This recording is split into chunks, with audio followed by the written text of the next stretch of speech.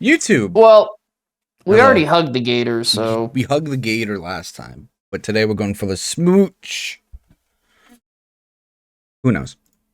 We got like 4 hours. 4 hours? we do if my eyes aren't gonna give out. That's true. That is also very true. Let me adjust my mic a little. Okay. Hey, let's get the game up. Alright. Boop and a boop. Hi, it's me. Alright, you see the game good? Yeah.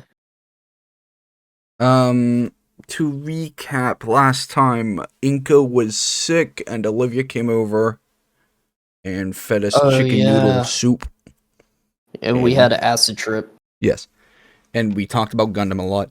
Oh, that does remind me. We talked about Gundams. I didn't say the Gundam line, so bootleg Gundams. There you go. What's the Gundam line? The Gundam line is bootleg Gundams. Why is that the Gundam line? Okay, so quick recap real quick. Because this is what everyone loves about Wani, right? When we don't play the game. So the quick story is, I had a friend back when we were doing Let's Playing back in like 2015. We were doing Dead Space, right? And one of my friends back then, Codus, we called him. I can't even tell you why, but just his nickname was Codus. Sure. We sat down to play Dead Space, the original Dead Space. Okay. And we went for like 20 minutes, and the only thing he talked to me about was like Mass Effect.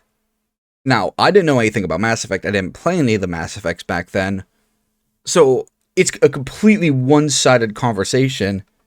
And it goes on for like 20 minutes, and I'm like, the recording ends up being fucked, so we had to restart, and I'm like, so, I stopped the recording, and I turned on, I'm like, okay, dude, can I be real? Can we not talk about Mass Effect? I have nothing to talk about, and it's just kind of like falling flat, and he goes, oh, yeah, sure.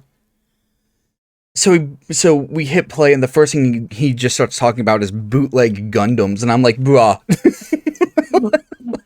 Like, what the fuck do you want from me? So you're literally bootlegged Gundams. Bootleg Gundams. What does a bootleg Gundam look like? Fucking terrible. But yeah, so so now we always just kind of go bootleg Gundam. I like this one. Looks like a teddy bear. Bear guy gunplay builders. Gunplay. I mean, it's just bringing up like model kits, so Yeah. they just look like. My friend Chris likes to build the model kits, and it's really funny because we were moving some of his stuff, and he's like, "Oh, I don't give a shit if you break my TV, but if you chip off one of the little tiny pieces of the Gundam, I will fucking murder you." And I'm just looking at him, and I'm looking at it, and I'm looking at him, and I'm just like, "Oh, look, here's a Thomas the Tank Engine one." And I'm just like, Gundam sucks, dude. And I went to go smack it, and he almost like tackled me. Ooh, what the fuck was that? Oh, But the game break. No, there was crackles, and now my headset is like, I don't know. I kind of hear you in a little bit of an echo. it's like half a second behind now. Yeah, that's how it sounds to me. Hold on. I don't know. I kind of hear. I'm gonna test it. Half a second behind now. Yeah, that's how it sounds. The thing that gets me is when you have to paint stuff. That's the thing that I hate. Bootleg Nation. Bootleg Gundams. Okay, well. Yeah, I could not. Too meticulous. Modeling is fun. It's very fun. I enjoy it. Here's this. I can't see it very well because Facebook is an asshole and loves to blur any image that I try to look at, not on Facebook. But it's this little thing. Mr. Santa Claus, why do you never bring presents to me? That's because you buy bootleg Gundam. Bootleg Fuck you. Gundams. Fuck you too, Santa. Okay. We're gonna play the game before we run into more technical issues. Oh, I can hear you a lot better now. Cool. Okay. So.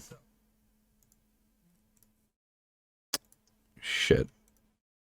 Okay, I fucked up. Why? Okay. Good. Cool. Okay, I got my monitor back set up. Okay. Let's go. By the time I wake up, Olivia's gone. Let's fucking go! I checked my phone for the time, only to realize it's 4 in the morning. Ugh, I've been there.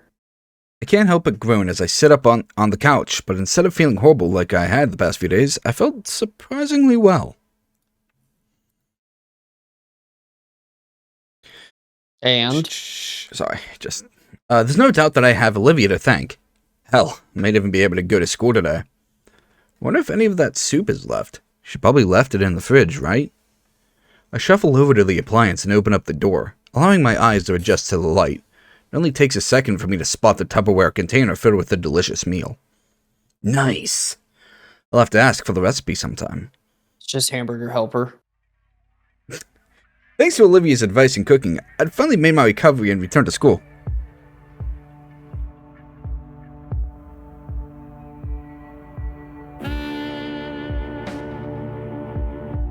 This is an interesting track. At first I was gonna be like, what's with this ominous music? And then suddenly that pops up. Yeah. I mean, it still sounds a little ominous. Maybe like 200 years have passed. Well, thanks to Olivia's advice in cooking, I'd finally made my recovery and returned to school. I'm glad to be back. I felt like I'd missed so much while I'd been gone. So much I needed to catch up on. I mean, I did manage to finish all the assignments that Ben had sent to me.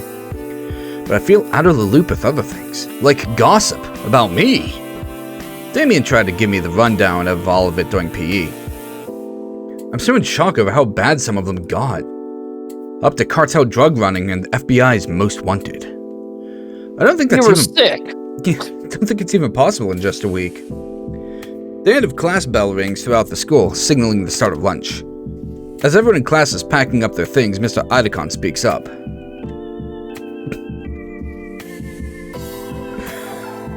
Alright everyone, make sure you complete the assignment by next class.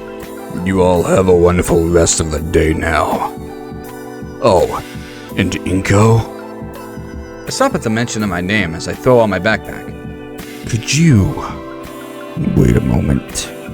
I have something I wish to speak to you about. Yeah, of course. Olivia looks back from the classroom entrance, waiting for me. You don't wait up on me. I'll meet you at the table with the others. With a shrug and a nod, Olivia wheels herself out the door and down the hall. Everyone else leaves the classroom until it's just Idacon and I. Please, have a seat. I take the seats closest to Idacon's desk, putting my backpack down as well. Mr. Idacon himself gets out from his chair and walks around his desk, leaning against it. So, I'll be quick about it.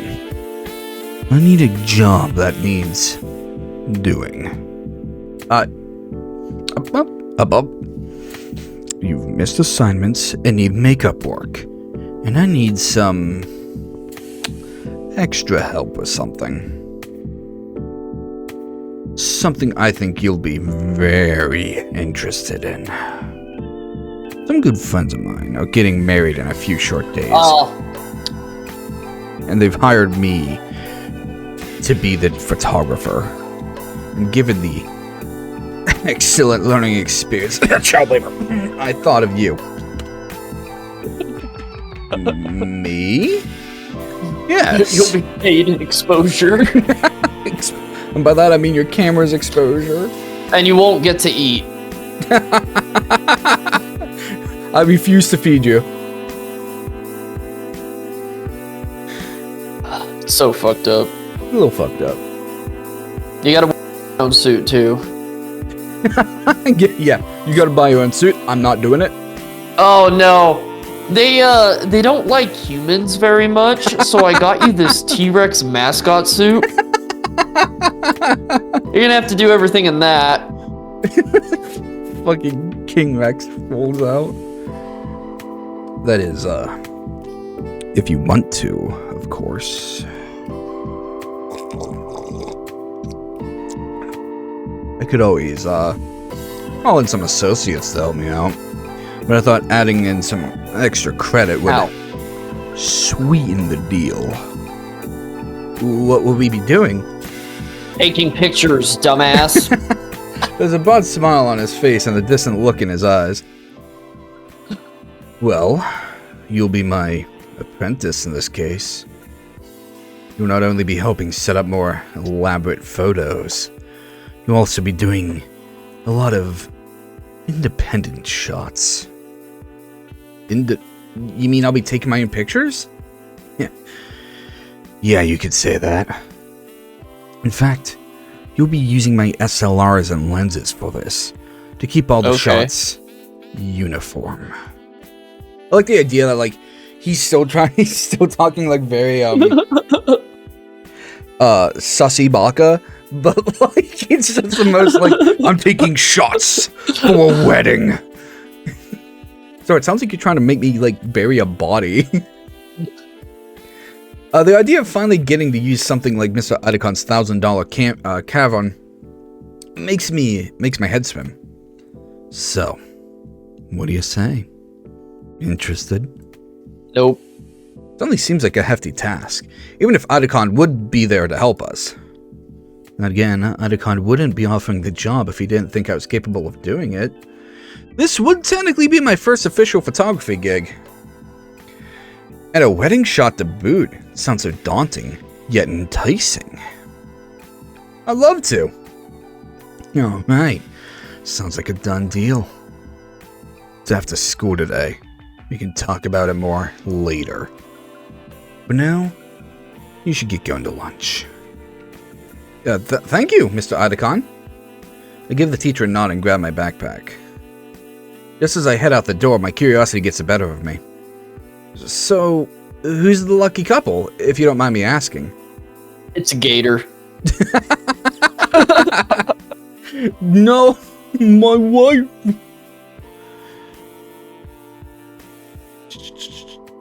Okay. The school Did we ever nurse. see this school nurse? I don't think we did. The school nurse, actually. The husband-to-be is also a good friend of mine. It's me! Huh, neat. One would say neato. I'll say Nito incognito. Inco, you make that joke again, I will axe you in the head.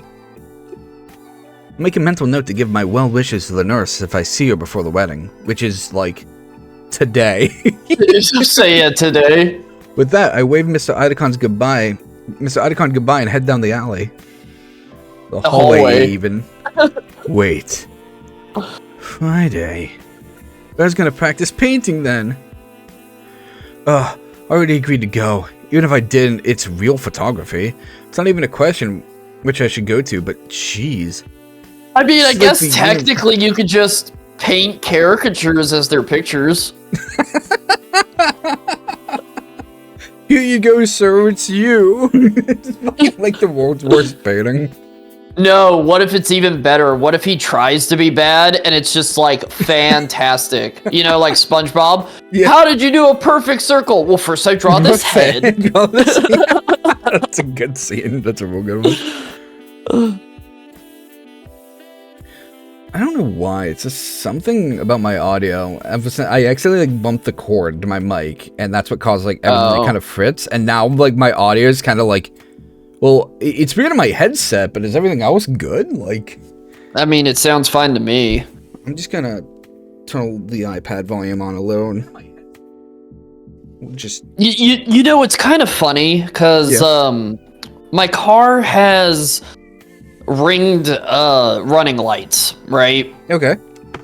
And there's also a section that's called running lights, which turns on the blinkers section, so they turn on as yellow running lights. Okay. But I don't care for the yellow running lights. I just like the 4 white circles. And I always like have to check to make sure they're on for some reason. And I feel like this is a situation with you Yeah. where you're like, I don't know if it's working properly. I mean, thankfully that's why I keep iPad on, so I can quickly be like, okay, like, is everything working on stream? Like, is it just on me, or? Yeah, that makes sense. Well, anyway. Then it also allows me to do stream stuff and not have to do it on my computer. It's like the universe is conspiring against me to never stop drawing stick figures. Literally me.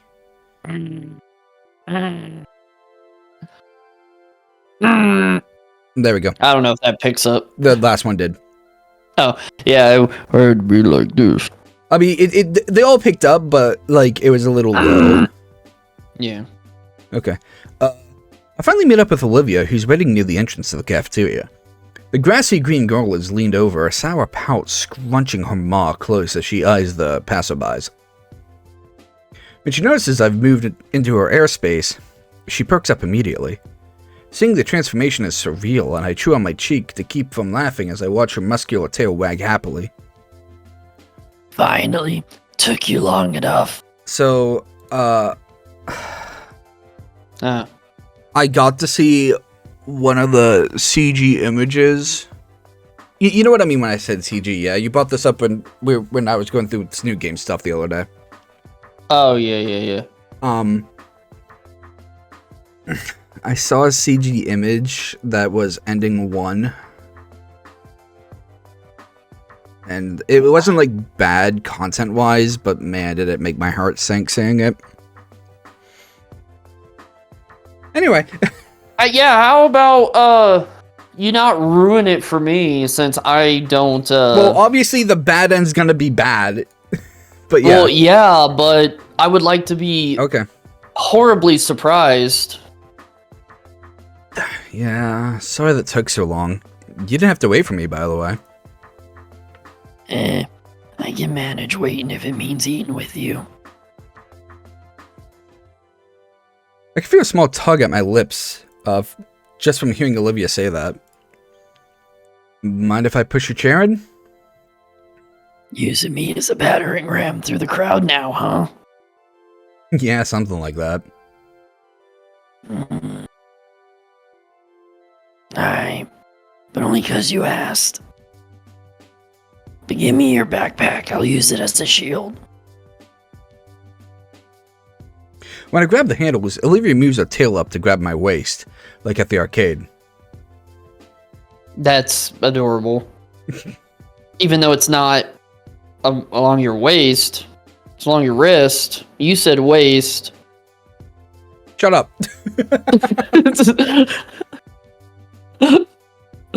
I charge.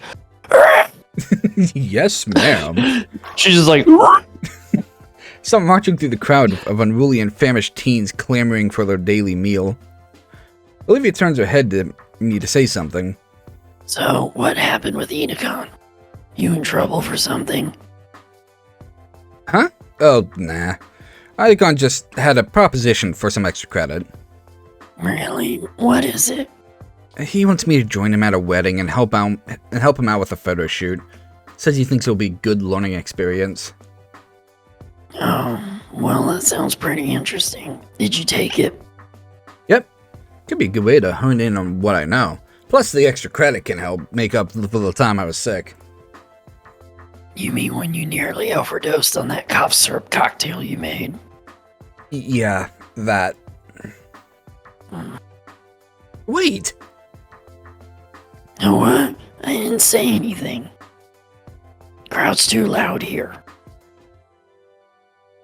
The baryonyx chuckles to herself. So I want to bring this up. So I want to bring this up. Kirk, do you know what a baryonyx is? I'm assuming a crocodile. It is not. Oh, I got internet. As I said, I'm sending you one. Hang on. Baryonyx. It's actually in Jurassic Park. The first image kind of looks like a Spinosaurus without the spinal. yeah, it's not really a... I mean, I guess it's got a long face. Now, do me a favor and look up this. Look, oh, you're sending me a thing. Sarconarcosis. Sarcosoxis. Yeah, that's a gator. It's just a fucking gator. So I'm like, why the... stubby nose. There was a shower thought I had the other day where I'm like, why do they keep calling her like a Baryonyxus? That's no... Like, just call her a Sarco. Just call her a Sarco. What? That's weird. Because then, I guess people would call her a Sarconarco. I guess. Yeah, it even says Sarcosoxis prehistoric crocodile. Yeah. I don't know, maybe because, like, Baryonyxus is... these, it's got like a Spinosaurus snoot. If I had to take a wild guess and say the Baryonyxus, it's because they are bipedal. Well, this image of one, it looks like they can either be bipedal or they can go on all fours. But the head is wrong. I mean, these are images of things from millions of years ago. I mean, we could totally be wrong. They could have looked like cows for all we know. It's just my ARC experience. The hundreds of hours I poured into that shitty game with Saucy just made me go, that's not, like, scratch his chin. Anyway. Yeah, I don't know. I'm left rolling my eyes, letting her claim victory in this exchange. By the time we've got our lunch, it's a simple matter of locating Damien and Liz by the telephone pole neck. Telephone pole neck. For whatever reason, they're a more sequestered table today, and when we arrive, it's pretty obvious why. Oh.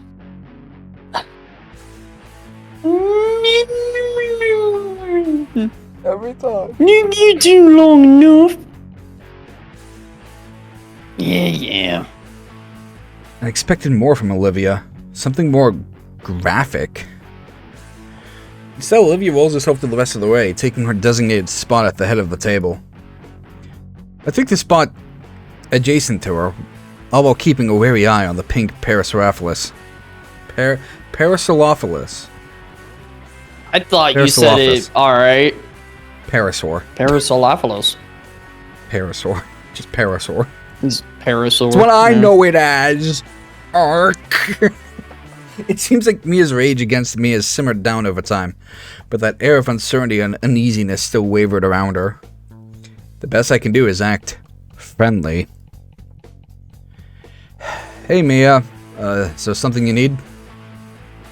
Yeah, just even get with my good pal here. While the red-scaled menace turns towards Olivia, her own eyes remain locked on her soggy chicken she's eating mechanically. I thought you were asking Liz for her homework, though. Damien. Me too. Alright, here guys. A pair of soda cans are rolled down the table, and I thank Raptor Christ I'm able to catch both before they ram into my tray of questionable lunch meat. Why did they change the Raptor Christ if they're saying Raptor Jesus like this whole time? I don't know. Jesus Raptor Christ. Jesus Raptor Christ. You guys were taking a while, so I grabbed the drinks today. No, you didn't.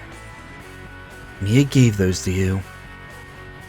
Well, she did it because I thought about doing it. She's trying to bribe you for the math answers I helped you with earlier. Lily, I can't believe you would imply something like that about me. But it's true. Hey, free soda is free soda, man. Anyway, real reason I'm here is... See, Olivia, you leave your phone at home or something? People are trying to contact you all day.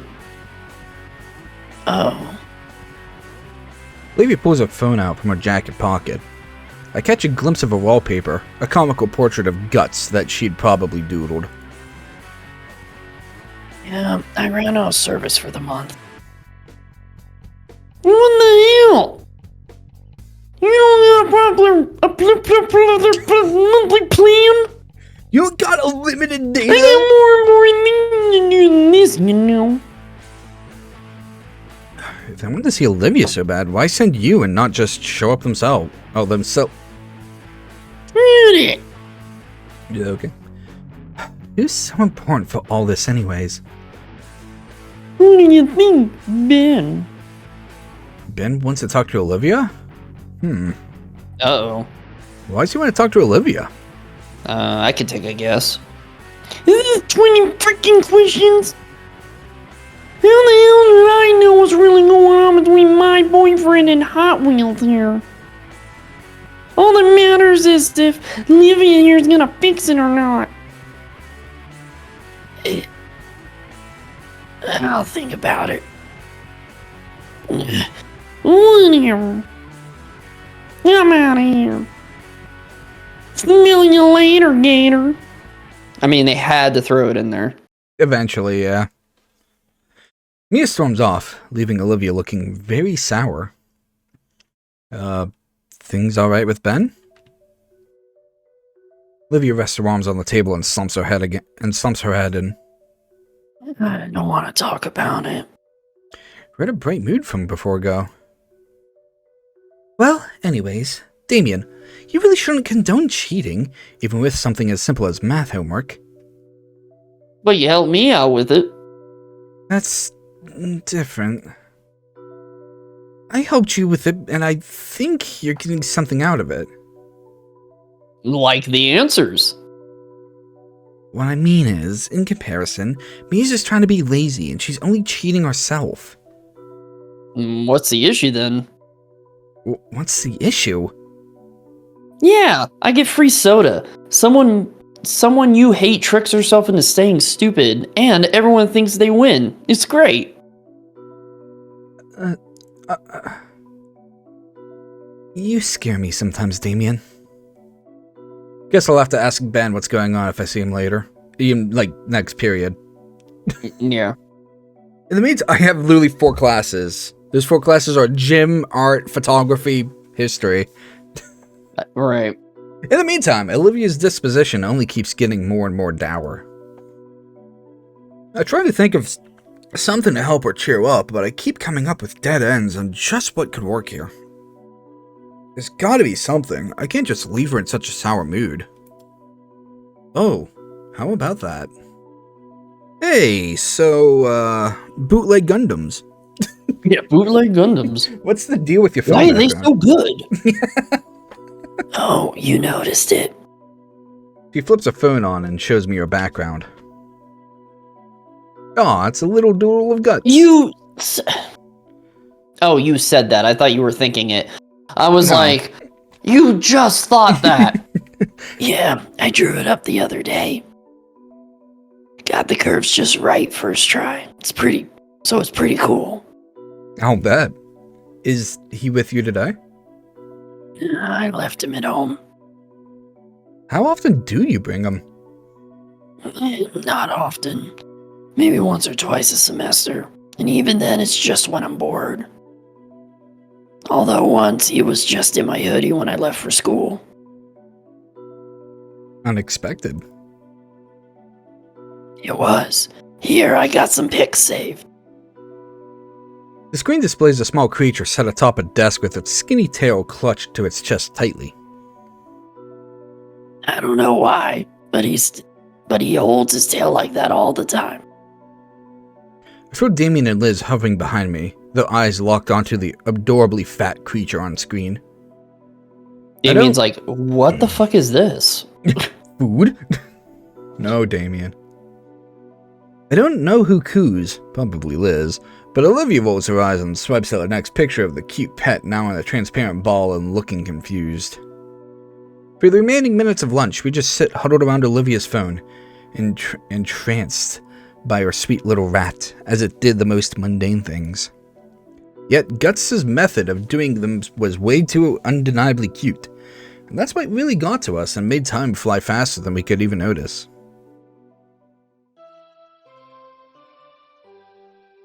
Big old ding dong bing bong.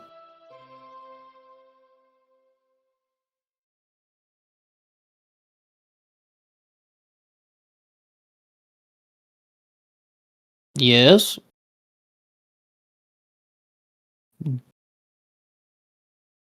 Did you die in the middle of that?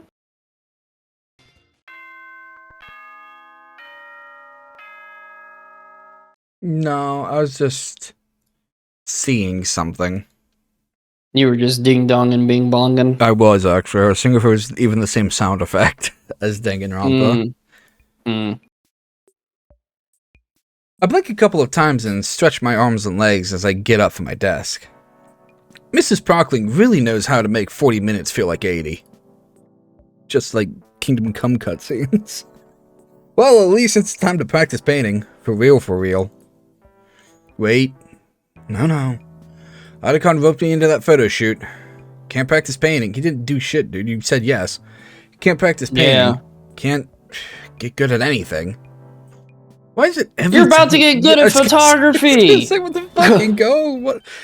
Why is it every time I try to... I just can't be good! Am I Snaps. a bad boy? The fuck? What is this, the bad guys reversed? Maybe. Why is it every time I try to actually improve, something like this happens? This way I don't ever get good enough to get a real following. Fucking me. Fucking, let me just screen cap that to fucking make that my fucking Twitter background. It's just hilarious to me because he's doing something that he likes doing, right? Oh yeah. And, you know, he's sitting there like, God, why can't I just not have any time to practice this thing? I have to do this thing that I also want to practice. This thing that I love doing. You know, it's like me complaining at you, like, God, I'm never going to get good at the guitar as I'm sitting here editing shit for you and getting better at that. Like, really? Okay, whatever, Inco. I haven't gone to actually have a whole afternoon to practice at all. Still, there's no way in hell I'm missing this. I ended up meeting with Ben and Otacon right as he was locked in this classroom. Well, a teacher made the... assignment? Internship? Apprenticeship. Well, he made it all sound simple. I was so subjected to some paperwork. Something about liability waiver or something. He's gonna die. You know, in case something happens to us, like a surprise attack by 5 teenagers in multicolored spandex. Is that a Power Rangers joke? I think so, yes. What if that happens often? Did the fucking, it's, what was the one where the combined robot was the dinosaurs at Thunder Force? No, that's Voltron. No. Power Rangers combine into one... It's also not Voltron. Singular thing. No, I'm saying Power Rangers does that. Yeah. Yeah. But I started thinking about what was that game where one of the bosses you had to fight was like 5 different colored dudes. It's God Hand. Was it God Hand? That was God Hand, yeah. Where they just show up and they're fucking stupid. Yeah, because they're all based off of the cards. And then, when they leave, they just fucking like tumble and roll away. Yeah. We should get back to God Hand sometime. That was really fun. Fucking stupid ass game, but we still filled the form out as the instructor gave an overview of just what exactly Ben and I would be doing. There's few structures out here, save for one at the edge of the cliff. Ben's the first one out of the cramped car with an armful of telescoping black stands. I follow his example, unloading the vehicle. Okay. Yeah. Okay. Cool. Alright, you two. Remember what you're doing tonight. Yes, sir. Oh god, it's Jack hour. After we set up the photo station in the corner of the hall, we'll be taking turns walking the reception, taking pictures of the guests. Perfect. I trained you well. I'll be with the wedding party the entire time. So if you need me, just look for the gaggle of similarly dressed women screeching, and you'll find me. Not all the women. Like this.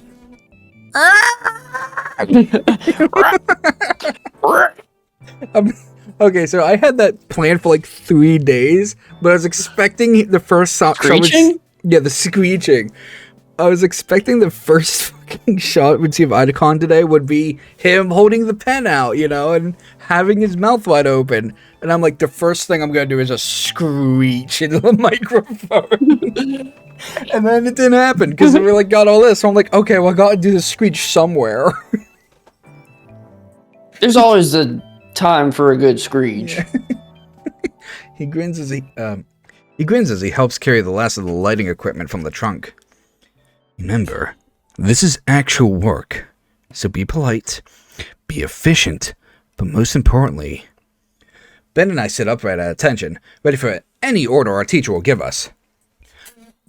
Have fun. But you still can't eat anything. But, trust me, the clients will appreciate it more. Finally finished with the unloading, I inhaled the mixed aroma of ocean and flowers. While I find the scent energizing, Ben seems to have the exact opposite reaction. His brows, are you energized, Ben? Are you energizing? my favorite type of battery, energizer. Energizer. Shut up. His brows pinch together in disgust as he tries in futility to fan away the air with one hand while covering his nose with the other. I was watching some of the last episode, and I'm like, man, I talk really fast through some of these lines. I need to, slow my speech a little. Just so I'm a bit easier to understand. Well, not only that, but I think that's the reason why you end up making a lot of mistakes, is you're trying to, get through it quicker. Well, not only that, this is just, I do, just generally talk this fast. It's like, I think I'm going to be sick on the next one. Well, yeah, there you go. Yeah, see, that's what I'm saying, because I notice that too, where if I'm sitting there trying to read it, that's when I start making mistakes. So I'm just like, slow down a little bit. But it's hard to sound natural and be really slow. Yeah. I think I'm going to be sick. I think I'm going to be sick. Does it sound like Shatner? I think I'm... There's something in your camera. It's... What is it? He looks in, snaps a photo, and Ben's like, it's you. I've trapped your soul. Oh god, Fatal Frame. The camera obscura. It starts turning into a horror game. I would love that. It's a ghost wedding. It's like DDLC. It's like Doki Doki. You spend 10 hours and then the genre just shifts. You need to play normal fishing game, dude. I might know what that is, but okay. I mean, it's a normal fishing game. It's right up your alley. Okay, well, send that my way, I guess. Because I feel like if I just Google search it to try and find it, I'll get spoiled on whatever the twist is. No, yeah, that's totally fair. Anyway, I think I'm going to be sick. I can't believe I actually still fumbled this line. Ugh. I think I'm going to be the sick one next with this weather. At least the view's great. That? It is, yeah. Mr. Idacon leads us through a small garden out front and into the reception hall. It's a spacious... I'm going to add it to my wish list, because apparently it's just a demo, so we'll just wait until the full thing comes out. Oh, okay, sure. Yeah, so I'll add it to my wish list so I know. Okay, cool. It's a spacious wedding tent adorned with all sorts of flora and high-end lighting keeping the place warm and lit. Okay, you guys know how to set it up here. I'm going to get to business. What if he is the groom? Yes, sir. And he's a little underdressed for it. I mean, you literally could wear anything to your own wedding. That is true. Chewy's, well, I'll bring that up later. He leaves us, stepping into the ongoing ceremony with a primed camera and tripod. Ben and I exchange a single glance before we both resign ourselves to the daunting task. Look at all those guests. First on the list is that, I mean, it will make sense if the photographers are, the first ones there, At least early fair. enough. No, fair. I guess because of, the lighting of the scene, you'd think, something's going on. I mean, it's kind of dark. I don't know. I've never been to a wedding at evening. Yeah, I was like, that's kind of weird that they're doing it after school. Yeah. And on a Friday, I no don't- less. Okay, well, whatever. Friday. Okay, that curb's getting muted. Oh, beep. You good? You good, beep? Beep. Beep needs to get muted. You're muted. First on the list is the telescopic stands for the cameras. From experience, it doesn't take us too long to get those in place. Next are the reflectors and strobe lights, all packed in heavy cases that have to be hauled inside. By my third case, I'm already exhausted. Shoot, I thought gym class would have prepared me for this. How weak are you, my guy? He's scrawny. My phone buzzes. Might as well take a breather. Opening up the notification, I discover it's from Olivia? Shades. Hey, Olivia, you got your service back? Could just be Wi-Fi. Oh, I lied about that. That too. Mm-hmm.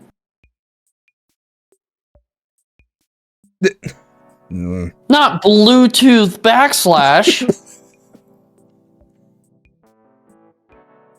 Saw you leave with Edacon after school. What's up with that?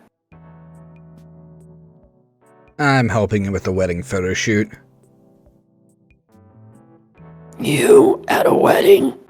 Are you getting married to Edacon? Yes, I've been the nurse this whole time. It's the solids on the costume. You better check it for it. Oh my god, you're so underdressed.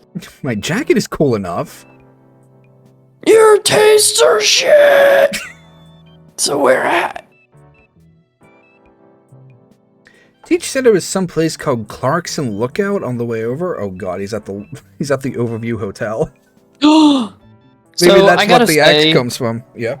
like, I understand the technical prowess and the little thing to actually type out the message before sending it, but Yeah. you didn't really need to type out the message before sending it.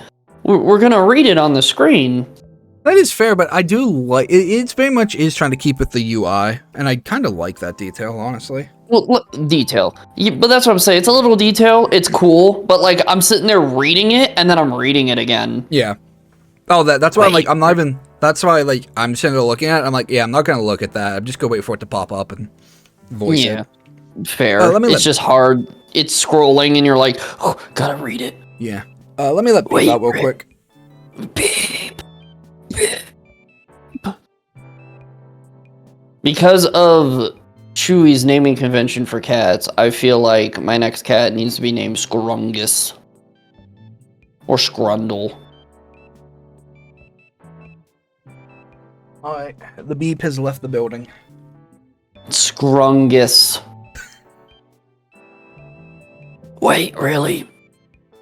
Like that. I love that it's like saying it's typing. It's like, oh yeah. Well, no, that totally makes sense because we're not seeing Yeah. like what Inco is typing. We're getting the actual notification. So that makes sense to me. It's just like like I said, I understand it's a cool detail. I understand the mechanic of putting it in there. It's just weird to me because we're not actually typing it, I guess, so we have to read it. That place is a bunch of scenic views. You see any good landscape shots, take one for me. Sure, if I get the time. You know what would really be cool though? What? Is if, since we're seeing the typed out message anyways, is if he actually typed something and then backspaced, typed out something, backspaced a little bit. Oh, you can see like his inner monologue, typing. yeah. Yeah, I think that'd be kind of cool. Guys, no, do it now. Guys, you fucked up. You fucked up, guys. What is this? Which guys? What is this? What is this tiny square fucking corner of white? I'm just... Oh, you don't know what that is? That's God. Small pixel? Yeah. God, is that you? The devil is in the details, but God is in a pixel. You just got Rat. Fucking. Oh yeah, he has a name. His name is Guts. I'm screen. Why he has a gun, I don't know. He needs a big bastard sword. I'm screenshot capping this. I'm gonna fucking keep this around. Actually, you could take away the rat and put whatever you want in there. I'm gonna turn that into a GIF or something and send it to people. Fair. I thought you meant like the whole screen, not just the rat. Cute and threatening message received. Jeez. Well, this is as good a spot as any. The sun's starting to set, so it does make for pretty nice atmosphere. Maybe Olivia wants to paint another landscape. In the distance, I see a few sailboats and yachts. Further beyond, a freighter or two. The seas sure are crowded these days. I take the picture and send it over to Olivia.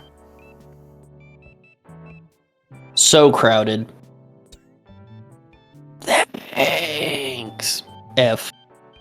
I can't picture thanking me like that in reality. The thought alone of her doing something in so sweet a man. She's literally just like, thanks.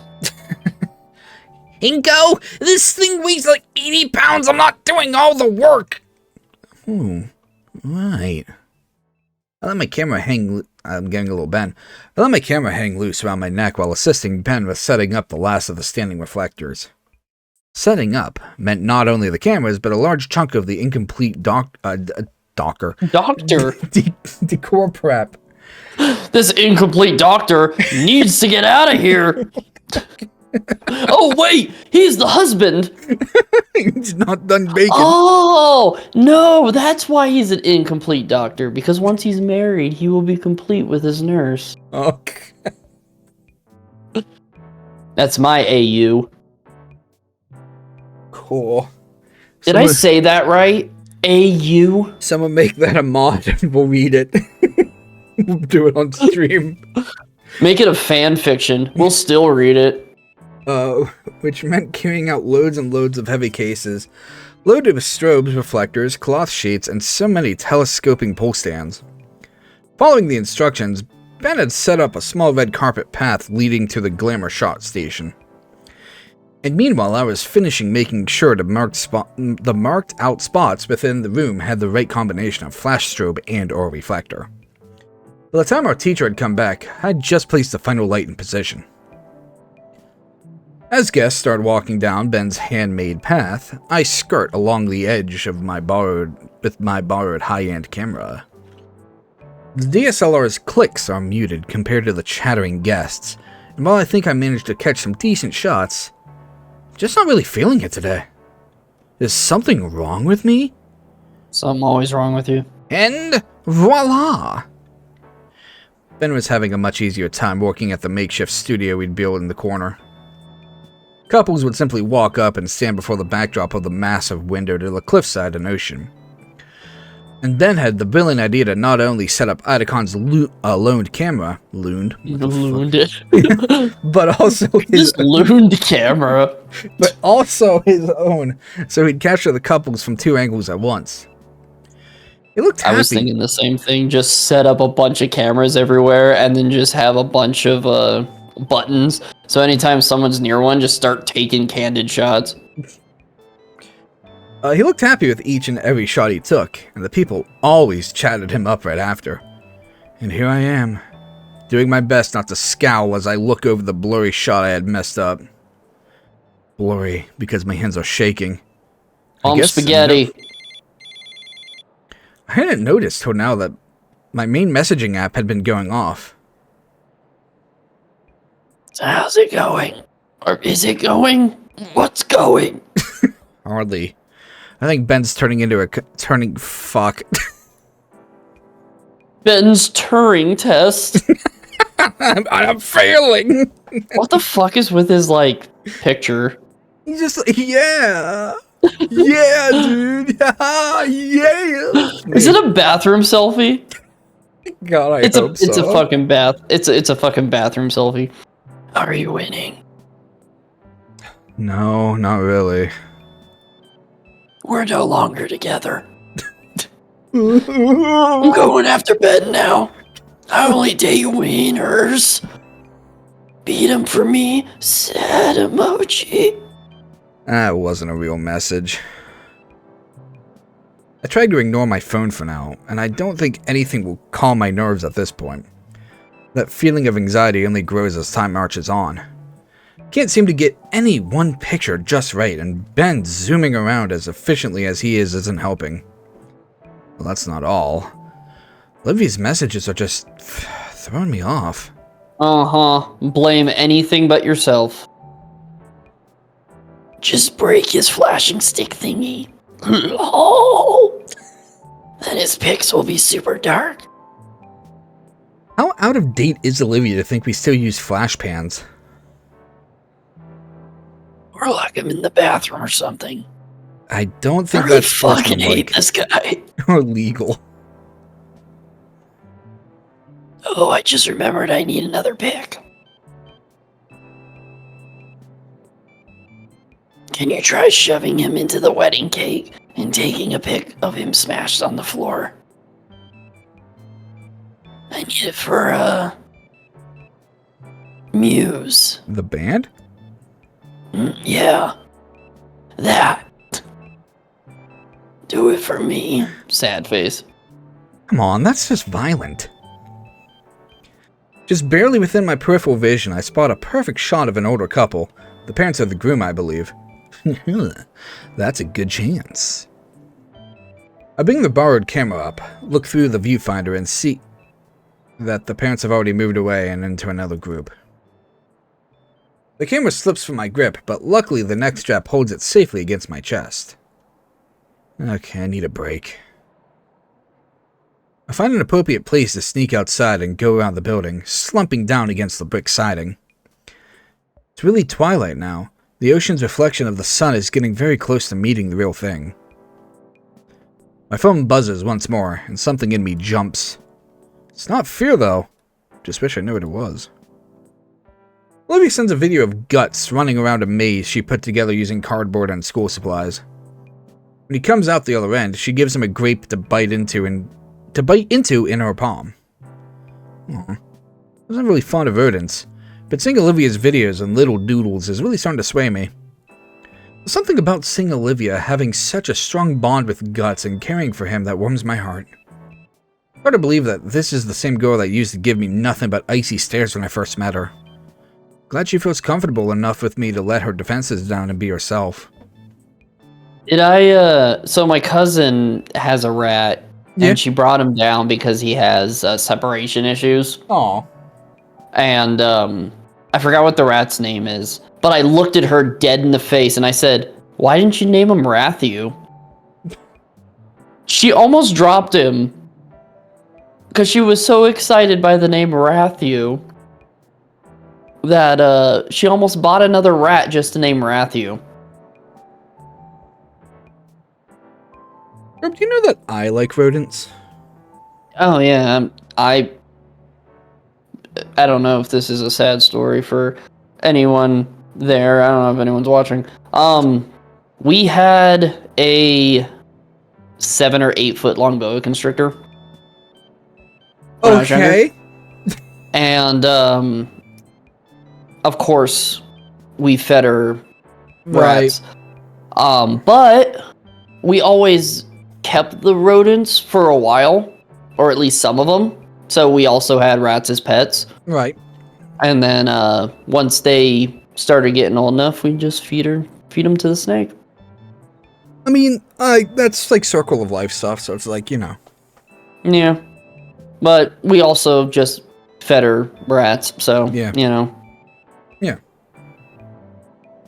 Yeah. Sorry to people who are like, oh, but it's a... It's fucking snake. Eats rats. It's what they eat, yeah. I like that snake. It's not just like poaching, you know? Yeah. Anyway, as I continue snapping photos, my trek around the hall to find good photo ops leads me to the stage where the DJ once was. Oh, please be Reed. That'd be amazing. Shame that I didn't get any... Well, I mean, it obviously can't, but, you know, whatever. I don't know why it obviously can't. Just be Reed. Because I would be using someone else's character. That would be illegal. I thought these... I thought these were the same people who made Snoop Game. It is. But they don't own Reed. Co-op does. Right, but they used Reed in Snoop Game. And they didn't charge money for that. Oh, this costs money. Okay, Yeah. no, I understand now. Shame that I didn't get any good shots of him while he was here. Maybe Ben got some decent pictures. They could just mention, be like, Pink Raptor. They could do that. Fair. Looking through the camera lens, I see that there's a gentleman sitting on the steps that lead up to the stage, finishing off a cigarette. It's a pink raptor. There's someone over on the steps taking a deep drag of a cigarette and blowing the smoke up towards the window. A truly iconic display of suavity. Before I know it, I've taken several shots. He seems like he wants to be left alone, but he doesn't mind. Curb, I'm voicing 3 characters in the scene. You gotta take. No. I was like, I don't know what he's gonna look like, so I don't want to like pin a voice right now. Okay, that's fine. So I'll just be like, "Hey, kid." Oh shit! It's the taxi driver. Oh shit! Okay. Oh shit! So then, why can't we see hot dog vendor lady? Yeah, why can't we see hot dog vendor lady? Is he the groom? The taxi driver's finally getting a taxi bride. What was the voice I gave him? That was actually pretty close to what you had. It was a little gruffy. But I don't think it was like that gruffy. Because I still remember At least get me a good side, will you? I think it was like that. It's pretty much, because I just still remember it's like, he goes to turn on the radio, and I remember, as Anon, I was, Anon shakes his head, and you just go, "Kid, please." Really? Kid, please. God, I cannot take this tension. At least get my good side, will you? Yeah. Step closer, readjusting my camera settings and scrambling for an explanation. Sorry about that. I wasn't sure if you wanted the attention. It's alright. People say I got a kind of resting bitch face. I mean, you look like the Monarch and Satan at the same time. Yeah. Though I can't lie, I'm pretty exhausted, kid. Oh, God. Especially after I said he was the groom. Especially after I had to carry the new missus down the aisle all the way to the car. Please it's a taxi car. Please have the nurse be fucking hot dog Mrs. lady. Dr. the Monarch. Oh, that'd be funny too. That would be funny. Yeah. I don't know if I can get that gruffy. Oh, so this is the groom. So, you gonna take a photo or what? Oh, right, sorry. Sorry, everything just got insanely loud for me for a second. I was like, this is introspection. This is in your head. Oh, was my headset just turned down this entire time? Oh, maybe. I may actually be the world's stupidest person. As I raise my camera, the groom takes a thinker-esque pose, taking a drag from his cigarette. After a few clicks and a couple of slight adjustments to my position, I believe I got some pretty good shots in there. There we are. The groom blows out a plume of smoke from his mouth before leaning over to see the captures. Seems like a Vegas hotel. Smells like a Vegas hotel, and I know that smell very well. I don't. You know, I would not want to stand next to it. It smells like a Vegas hotel. Ugh. Ugh. I gave the groom time to look at each photo thoroughly before moving to the next one. He's a pretty good kid. Managed to make this mug of mine look halfway decent. He lets out a scratchy chuckle as he takes another puff of the cigarette before snuffing what little was left of it on the floor. Thanks. So, if you don't mind me asking, what are you doing all the way over here? It's your big day, isn't it? As the groom lets out another plume, he's already begun to dig up another cigarette. Lighting the new cig casually, he begins to inhale it. And keep inhaling it. He holds up a finger as he continues inhaling until the cigarette is finished and he finally and he's finally exhaling a stream of lung cancer slowly over the course of 30 seconds. Sir? Of course it is. Just having a little rest is all. I mean, this has been the happiest day in my life, but it's tiring as all hell. I love he's like, no, this has to be the happiest day. This has to be, right? Please tell me, Inco. You're like what, a 16-year-old kid? Something, I don't know. Fucking marriage, man. Like, really? Fucking taxi's all I know. That's my true love. It's being on the streets. The missus is certainly having fun. Yet in a few hours when Inco, please. What's the script, Inco? Fine. Is this it? Is this it? Oh God, what have I done? When the days go yeah. See, I was waiting for you to finish it. And yet in a few hours when we're in our no longer bachelor pad, I'll be listening to her. She moans about how sore she is. For a split second there. in the back of the taxi. We live in a taxi, kid. Don't make jokes. The groom lets out another plume of smoke, this time through his nostrils. But hey, if that's the price I gotta pay, holy matrimony and all that jazz. Definitely feels like the groom is laying it on a bit thick to who is essentially a stranger to him, and yet I can understand what he means. You know, you've been going around the whole reception snapping photos. Why don't you take a break too? All I've done was take Please, breaks. Kid, take a break with me. Elope with me, Inco. Yeah.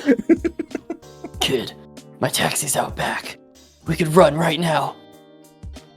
Go live in like Montana or some shit. Live off the land. Live in the taxi. You'll look great in plaid. You'll make a wonderful lumberjack. Yeah, you'll make a wonderful husband. I'm very lumber-sexual. He motions his hand to a nearby stage as an available seat. Oh, Kirby, please. I was just thinking his pronouns would be chain and saw.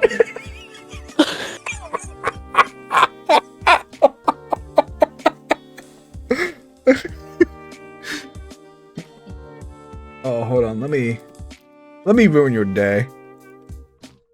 I highly doubt you could ruin my day more than it has been ruined since this morning. Alright, let's see this. The beard is weird because it looks like a neck beard. He's lumber-sexual. I mean, it looks better at that angle. Nope, should just be me. Oh. Really? Yeah. He's been quiet this whole time. Okay. Sure. Beeper's also in here for like an hour, and he just finally chirps up, and I'm like, okay, he wants out. Just a quiet. Yeah, I know. Okay. Well. He's lumbersexual. I'm seriously looking all over for where it says lumbersexual. Okay. I settled myself on the stage as the groom then fiddles with a small packet. Looking closer, it's a still sealed pack of cigarettes. And told me a bit about you, you know. Who? Trent! Reznor? Yes. Didn't you know my real name is Atticus? I don't remember the dude's last name. I was gonna say, No. The dude who works. works with Trent Reznor's name is Atticus something. Okay, I was gonna say, I don't know anyone else from Nine Inch Nails. Camera teacher, or whatever he's called at your school. Sir Photo Man. Says you're a good kid and all, though a bit clueless. Hey! The groom lets out another guffaw as he cracks open the pack of cigs. How does one guffaw? There you go. As he cracks open the pack of cigs and plucks out a fresh cancer stick. His words, not mine. Sorry, I took a hit at the same time. Fitting. How do you know him? We've known each other for ages. How many ages? All the ages. The Jurassic Age, the Triassic Age, the Presbyterian Age. I'm glad you picked up on that joke. He actually helped. He actually helped me meet the missus. I guess she wasn't a hot dog lady after all. Funny how that works out. Oh yeah, that's right. It's the nurse. Like, oh yeah. I mean, I guess she could have went from hot dogs to nursing. I mean, it's in the same ballpark. Is it? Ballpark Franks. Say the line. No. Say the line. I did. Funny how that works out. Whoa. Mr. Idacon was your wingman? He always hated how I told him that. I'd given him a lift to some field trip and he had to chaperone. Don't know why. He could have taken the school bus. But as soon as I got there, I met the rest of his co-workers, including my would-be wife.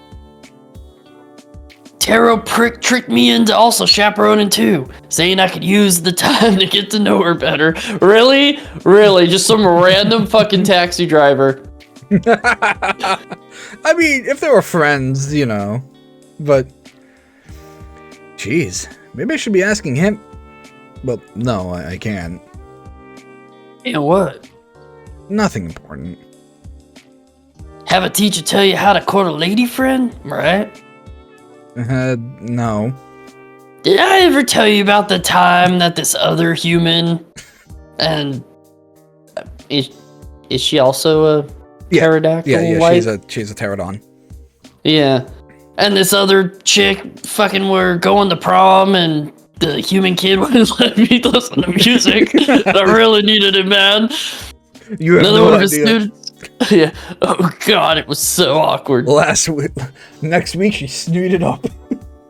She snooted up. She snooted up. Classmate, yeah. It's not like that. Oh, come on. I know you want to talk about girls. It's always fun. And he goes like, actually, I want to talk about guys. Yeah. Can I not be gay? Slowly turns his head to Ben. Ben, yeah. Humor me a bit. She's just a good friend. She's just a gator.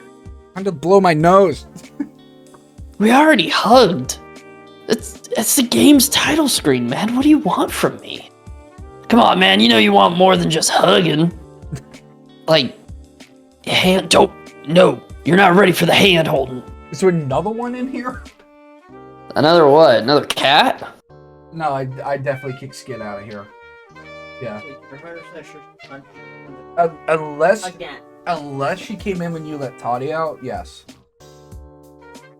Remember how long we spent that time? I picked her up. Searching your house? I picked her up and I pushed her out. Just have Chewie check the bed. Okay, fine, Curb, fine. Hey, it's what happened last time. He didn't believe me, and she was fucking in the corner, hiding there. Yeah, no, I believe it. Where It's she first was place at. my cats go. About like 40 minutes searching the whole damn house, and that's where she was at. Do you need my help finding her? Okay, alright. A second pause what we're doing. I know. Or not at all. Yeah. Okay, alright. The words taste bitter on my tongue for some reason. Sure, kid. Sure. We've got a few more minutes of quiet while Bridezilla and her maids of murder fight over that bouquet. I quickly glanced over to see a woman twice my age wielding a folding chair like it was a battle axe. Trent can't help you there, but I can. So this good friend of yours, what's she like? Well, it's a bit of a complicated history. Oh?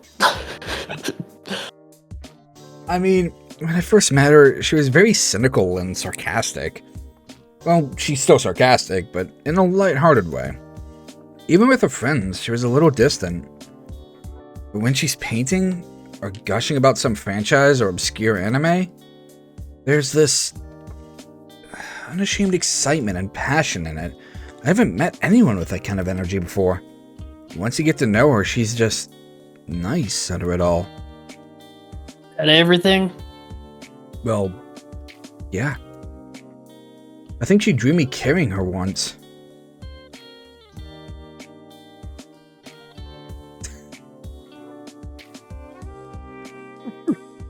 Did you do it, or because it did not get picked up? It's not picking up? No. Good enough. Whistle! Whistle noises. Well, shoot. Oh, that's cute. Guess you're in the friend zone. They try to say it's an imaginary thing, but we all know it's real. It's just being a friend, dude. That's it. It's gotta be your friend. Push her around. Push her down the stairs. I'm gonna send you a picture of Skid. Chewie found her. He's just hiding. Oops. Oh. He slides the ring over his. He slides the ring over his ringer and holds it up to me. Off his ringer. You want this? Sounds like you need more than me. Kidding, I'm kidding. But dang, sounds pretty cut and dry to me. Never had a crush before? Not on anyone I know personally. You folks together?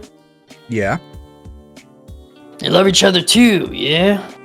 I guess they do. Sweet. That means me and the missus can become swingers. You guess? Oh, maybe my plans won't work out. It's complicated. Oh shit, maybe they will work out. They're around so... Could you try and not swoon my fucking parents? I don't know, man. Look at these eyebrows. You think anybody can resist these eyebrows? You know how much gel goes into these eyebrows alone? Do you know how much the monarch gets a week? Like $50. No, I meant I didn't want to say like Oh, okay. pussy or anything. I thought you meant like money, and it's like No. my only clientele moved away. Dude, the monarch has that riz. He does. Oh, dude, he does. I mean, I love Venture Bros, but let's be real. 100%. Monarch carries that show. Monarch fucks. It's all anybody needs to know. If anyone's like, what's Venture Brothers about? Monarch fucks. It's about how the Monarch fucks. They're around so little, I don't even know what their love looks like, how they interact, if they even love each other at all. They never told me their story, why they're together. Anything that would prepare me for the future is outsourced. Did you ever ask? As far back as I remember, whenever my parents weren't around, there was a screen nearby. And they weren't around very often. I was growing up on an iPad. I really feel like that's what we're going with this. You know, when he said screen, the first thing that flashed in my head was plankton and computer. So now... Karen. So now that's his parents. Plankton and Karen, yeah. I've always had that electronic friend in my pocket telling me how great I was at everything. I wish my electronic friend would tell me how great I was. Fucking... It's been my only help to get through life. All the best ways to have the best friendships, hobbies, romance. But it feels worthless now. I'm not prepared. Why he's wearing this jacket. I don't even know. I don't even know if what this is love. What is love? I want to know what love is. This guy seems to think so, though. He'll help me out. I see him putting some words together now. Let me give you a little anecdote. Yeah. Let me give you a little anecdote, kid. I'll show you what love is. Wanna know? just like slap a hand on his face. The game finally lights the cigarette. Oh. I could probably make that edit if I try. Just have it slap. Oh no! Very audible slap, and then slowly. I'm not gonna do that. Down. I'd have to go through the game files for that, and I'm not gonna do that fair, yet. Yeah. Fair. But you can, because you want to do best of comps of these later. So I don't want to go through the game files. I mean, I'm saying by the time you get to that, we'll be done with this. Okay. Yeah. I don't have like Photoshop or anything, so I guess I could try to learn something. I'm not paying another $20 fucking for Photoshop. If it was $5 extra, then sure. Like a $25 bundle of both, okay, I'd get it and I'd learn. Yeah. But they want another $20 fucking on top of the 20 I already pay? No. I know. No. And people are gonna be like, "You pay for this?" It would be. I would pay $40 a month if it was my fucking job. Yeah. Then I just write it off on my fucking taxes. But it's not my goddamn job. I've never really had an interest in using Photoshop. The only time the interest came up is when I'm doing an edit and I'm like, fuck, this picture would work nicely, but I don't have an editor to fucking make the photo. That's why I'm like, Jack, make a fucking image of a fucking worm turning into a goddamn dog for me.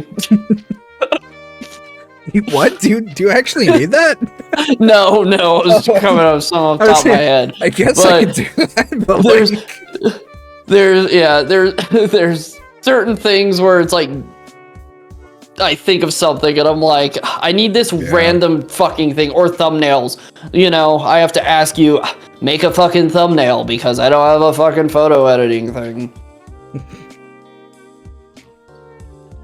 Anyways, I gotta light a cigarette. Yeah, the Grim finally lights the cigarette, though this time he's slow to puff on it. Yes. Oh, she's cute. Yes. See my beautiful bride over there? Oh yeah, that's right. We saw her at the end of Snoop Game. Did we? Yeah, in the ending 4. Let me get the photo, because I literally sent it to you. Did we? Because I'm pretty sure I sent... Hold on, let me find it, because I definitely sent it to you. Because I'm like, I'm going to send this to you. I'm like scrolling. Yeah, I'm also scrolling. Eat your pie, my child. Fuck, I hid chat. I want to hide the stream. Yeah,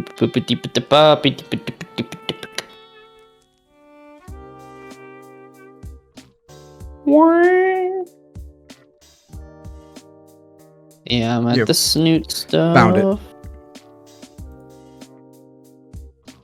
Oh, is that her in the back? Yeah. Yeah, right next to him. Oh. Man, they were playing the long con with us. They fucking knew. Fucking hey, yeah.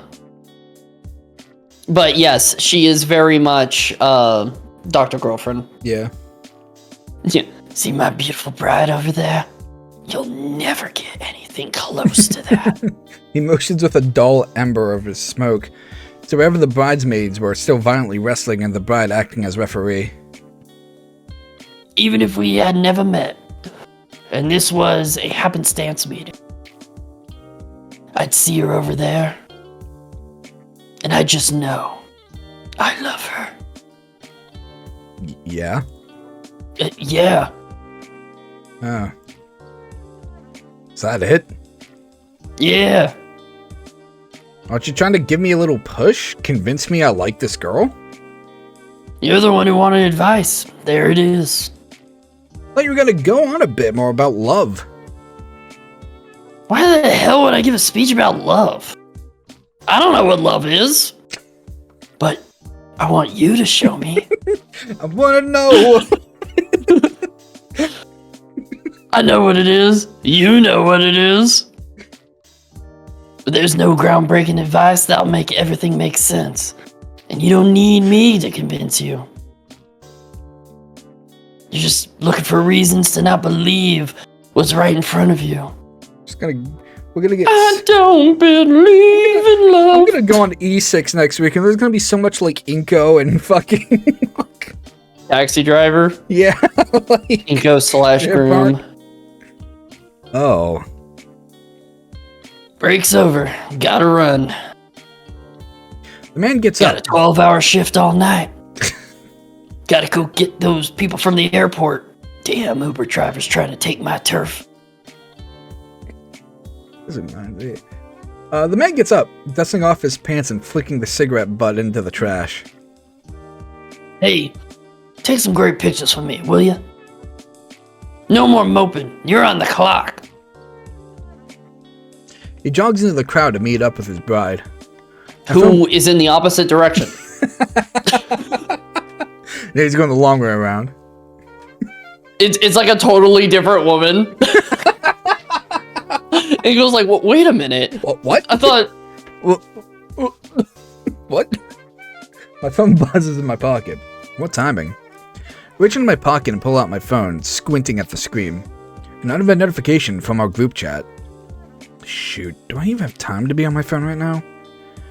Maybe I can talk to Damien about this. About calling him Duncan. Duncan. He's known Olivia for a while. Ben and Olivia used to be friends too, right? Would he be able to help? Should probably focus on what I'm here to do. Besides, Put it on Do Not Disturb, dude. I don't want to let the groom down. But this is Olivia we're talking about. I don't want to do anything without knowing as much as I can.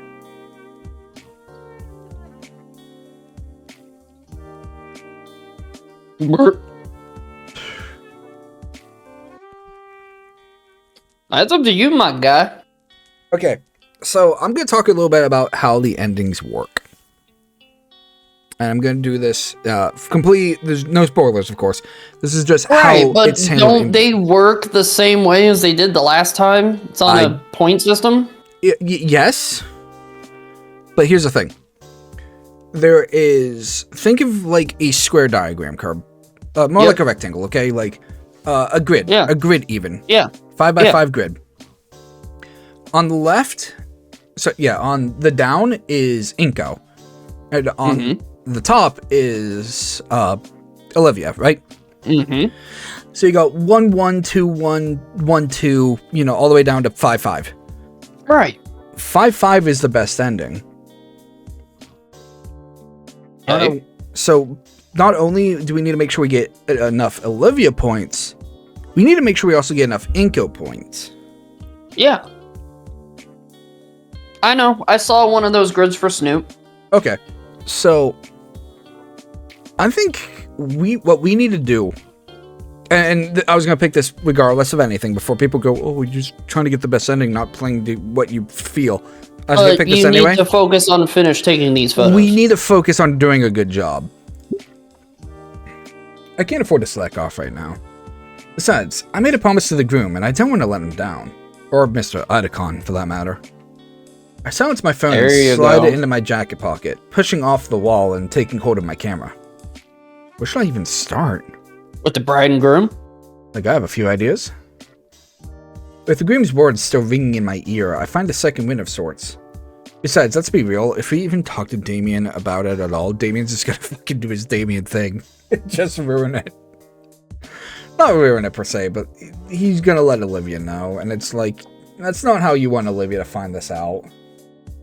I mean, I am not a good judge in that. Sometimes it's nice to... I mean, remember with fucking Anon, he mumbled all that shit. You're right. So she technically already knew. I mean, it's a case-by-case thing. Yeah. Honestly. It's depending on how the people are, but... Yeah, it does seem that Damien will say something and Olivia just gets irritated. Yeah. So, I mean, fair. I can't really understand it. I feel like I'm already picking out prime spots from just scanning over the hall. Well, Ben has continued his more autonomous rapid-fire approach with this, Staccato? I guess so. The approach with the staccato clicking of his snapshots. I've been singing... Jeez.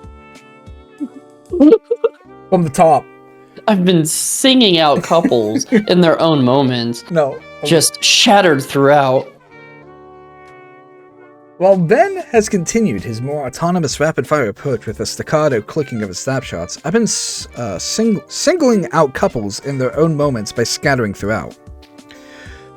I think some of them have even noticed, seeming to maneuver themselves out of the parasaur's view. Young man, over here. An elderly dino catches my attention, Damn, that was good. waving me to her table while she and their family are sitting.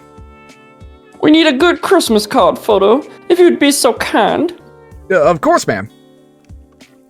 A large group moved to one side of the table for me, smiling sincerely at my lens.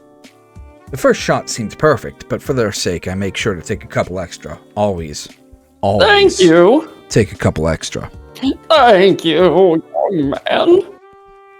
Do you know how long these will take to be developed? Oh, the photos should be developed fairly quickly. We'll be sure everyone gets these before the end of the month. They smile and nod, letting me return to... Don't forget us. Yeah, give me my wife. my next clients, pulling me aside to take shots of them in a secluded corner. After that, some of the bridesmaids have grabbed me to take shots for them. It isn't even long before even some of the servers are wanting pictures for themselves posing in front of the decorations. Somehow I'm able to squeeze my way out of the mayhem and make my way towards the back of the venue in order to get some much needed fresh air. Shortly after, I noticed Ben doing the same thing, though he manages to do so far more gracefully by talking his way out of whatever requests the wedding goers have gone. Makes me wish I was better at communicating and asserting myself in these kind of situations. Ben takes notice of me and approaches at a very casual pace, with no one else seemingly taking notice of him. Taking a breather? Yeah, it's like my 10th. It really is. Just give Ben a nod of my head, causing him to smile and adjust his glasses with his index finger. At least I was doing my job this time and not fucking just... I need a breather. Texts Olivia. I need a breather. Like, dude. Well... I saw you texting Olivia. Yeah. Did you do that shit in my watch? You bring this fucking job down on me? I'll end your life, Inco. Well, the wedding's almost finished, so the worst of the workload's behind us. That was a good... Ben checks his phone. 8 hours? It's like 2 in the morning. Like, what? Yeah, well, that's why I've never been to like a late wedding. Because weddings are like an all-day event, my guy. Yeah. We're talking like I don't want to say early, but I mean, it could be like 8 in the morning till like 1 in the morning. When was Chewy's? I think we left the courthouse at like 1 p.m. Okay. Yeah, it was definitely still daylight at the reception hall. Mm. And yeah, we didn't get out of there till like 1 a.m. So like... I mean, we were of course the last to leave, but... Right. Well, that's why I was saying, like, the weddings that I've been to have been pretty much family. Yeah. So, last to leave, but it's been like well over 12 hours of just doing stuff. Definitely, yeah. And this is like after school, so like... Even if it's like they go for an artsy school, and okay, they're out at like 2 p.m., it's like still... Well, yeah, no, let's just say the 3 p.m. Let's say the wedding starts at 5 p.m. 8 hours from 5 p.m., yeah, it's like 1 in the morning. Yeah. Shit, okay. Man, yeah, my legs are starting to hurt. You're telling me. You didn't even have a tail. How do you think I feel? We sigh together. It's the first bit of silence we've had in a while. Across the room, the bride slumps into a chair, trying to kick her heels off. The groom sees me and shrugs a bit, smirking. So, how are you feeling about the pictures you've taken? What pictures? Oh, my lens kept filling this whole time. I think I'm pretty confident in mine. Once you have the right equipment, it's just a matter of socializing right and getting the right shots for those sorts of events. I'm satisfied. You? Honestly, I'm not sure. I've been taking all these photos, right? But it's like... something's missing. Missing? You make it sound like some grand art thing. Kinda cringe, bro. I know. Back across the room, the bride motions to her new husband. Looks like it's the time of night for him to carry her out in his arms like in all the movies. She's probably not expecting those slick moves to position her on his back like a child. He laughs to himself while she pouts loudly and holds onto his hair to keep balance. Oh, that is really cute, actually. Its fucking tail is a butterfly. Yeah, perfect monarch. It looks juvenile, honestly, as the bride taps at the exhausted groom's head, balled up fist. But he's laughing. A laugh so infectious that her pout is replaced with a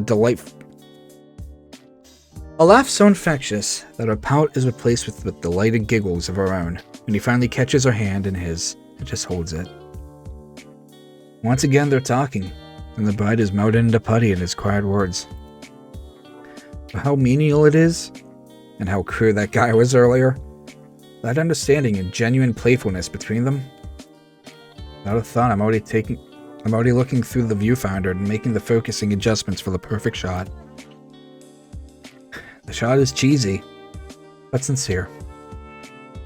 They both look beyond exhausted, their clothes showing the wear and tear of the night and their body language screaming their need for sleep. And also the smiles they have as they try and look at each other in their awkward positions speak metric volumes of just how happy they are after it all. Why'd you do that?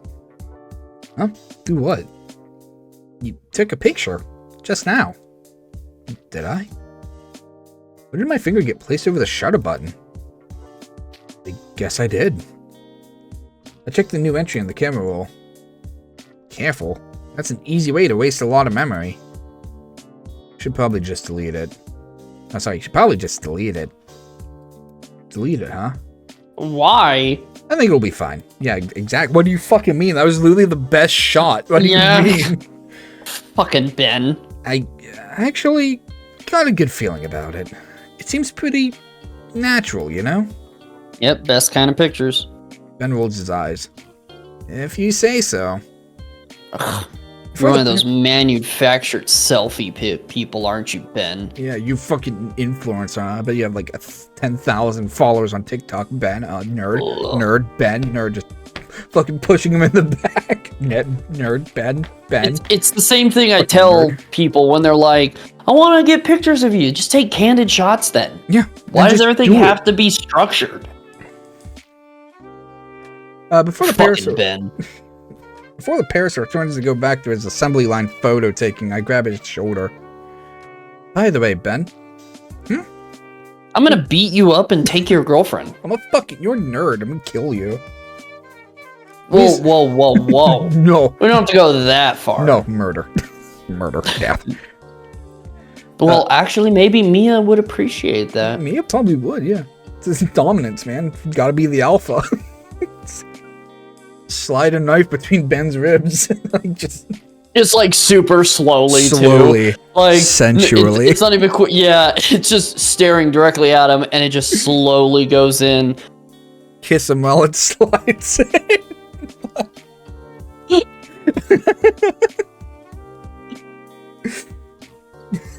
Anyways, Mia. Yeah. Mia stopped by our lunch table earlier today to complain to Olivia. About Olivia to Olivia. Oh boy. Said you were trying to call her, but was upset she wasn't picking up. Look, I don't want to pry into your personal business, but aren't you two on bad terms? Huh? What are you talking about? What? I haven't spoken to Olivia in ages. What? I thought you were above gossip, Inco. Sorry, Alright, you boys ready to pack up? Pretty long night, huh? Our teacher looks haggard as he steps up to us. His wings are dragging on the floor and he's propping himself up with one of the light stands we brought. Despite his exhaustion, he's grinning wildly. You two enjoy your first work experience? Oh, absolutely, Mr. Otacon. I managed to load up both of the memory cards you gave to me, and I even managed to try out the different kinds of lenses you had brought. Good to hear, Ben. What about you, Inco?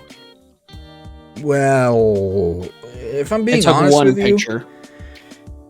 It took a while for me, Mr. Otacon. Well, I suppose it is a tough order to start with. So many things to account for, and...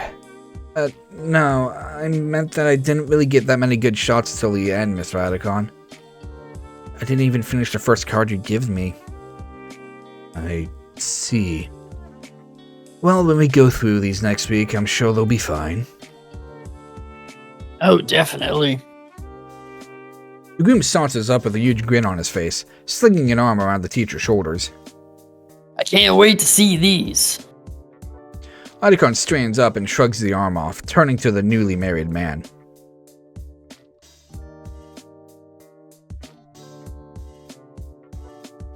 Yeah?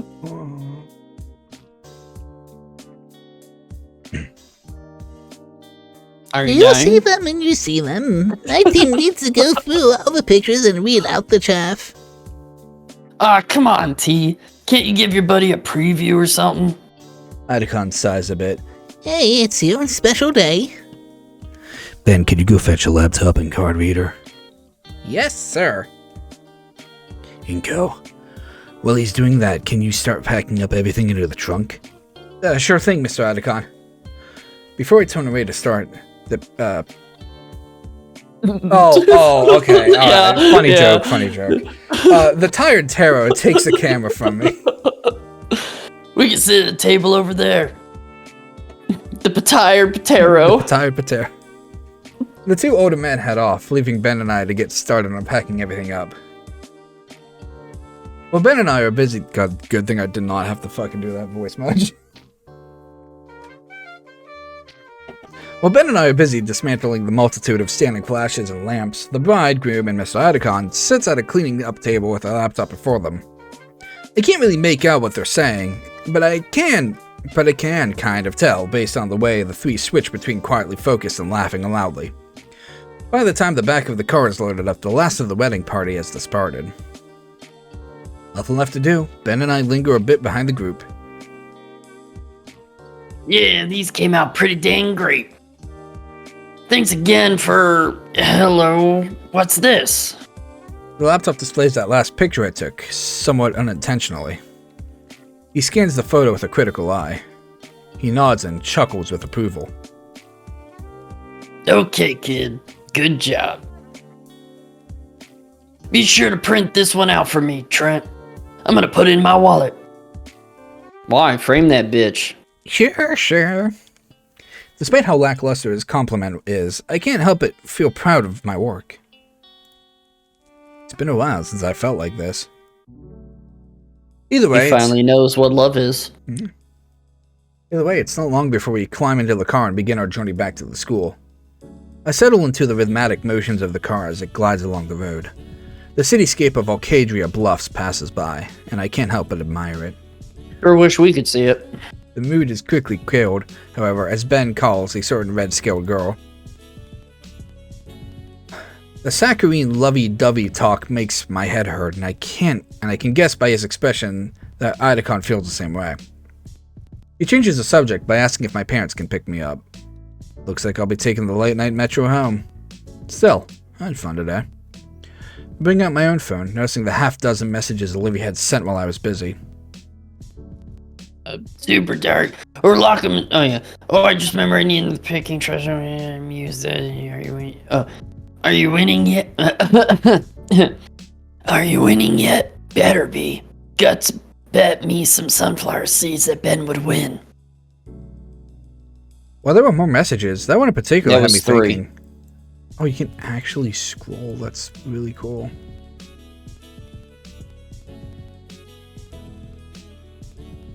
Well,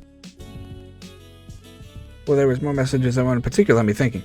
I mean, it wasn't a competition to begin with, but there's also the fact that the groom hadn't complimented any of Ben's shots, so... Collect your winnings, Olivia.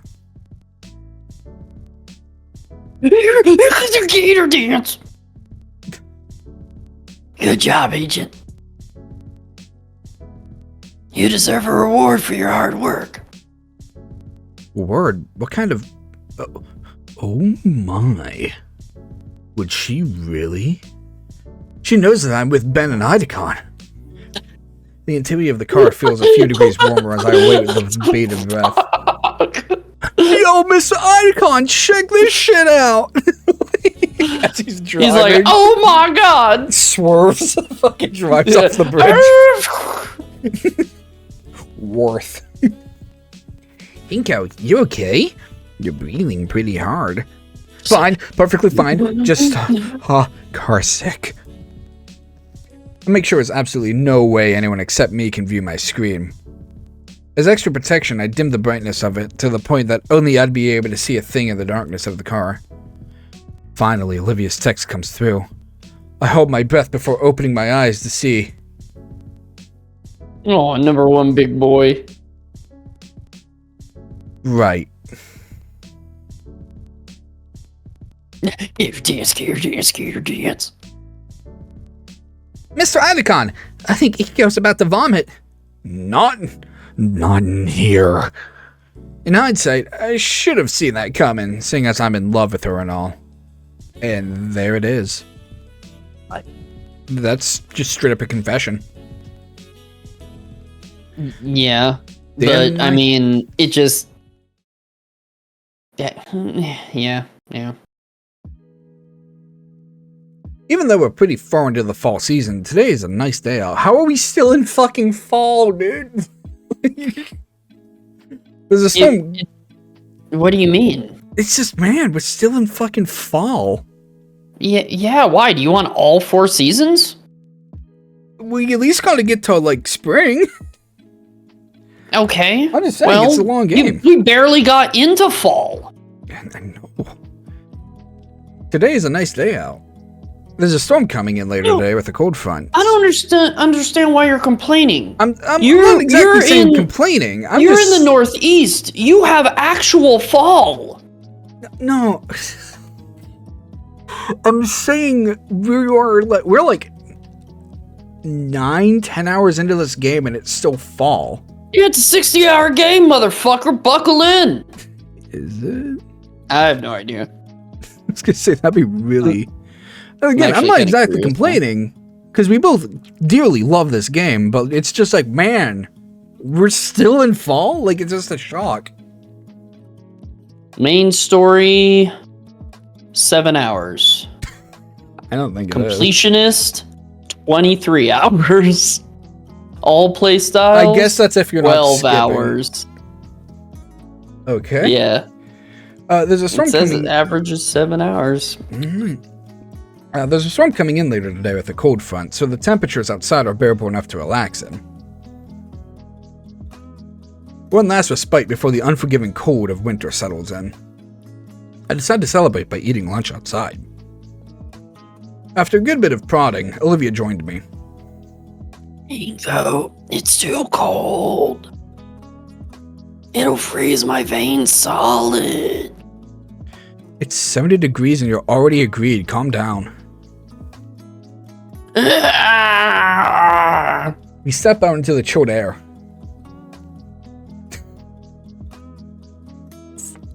Not Did good. that not pick up? No. Okay, a little bit. I need that gain stick, man. And the reason why I keep calling it a stick is because it's like a stick. Hold on. Here's what you do.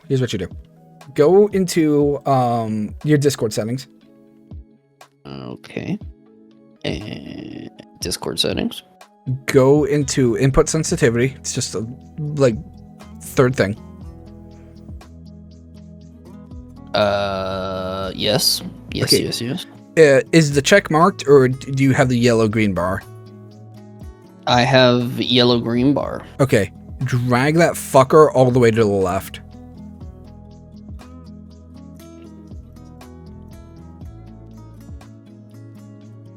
Did I do anything? Now do the hiss. Oh, still not so much. Okay. Yeah. Sag. No, Okay. All right. Yeah, I'm telling you, I need the stick. All right. Go ahead and put that slider back to where it was. Why? Well, Is it too sensitive for you now? I guess not really. I don't say, you haven't said anything whether it was sensitive or not. Yeah, see, it seems like anything I'm doing when it comes to like the hiss is just too low. I need more gain.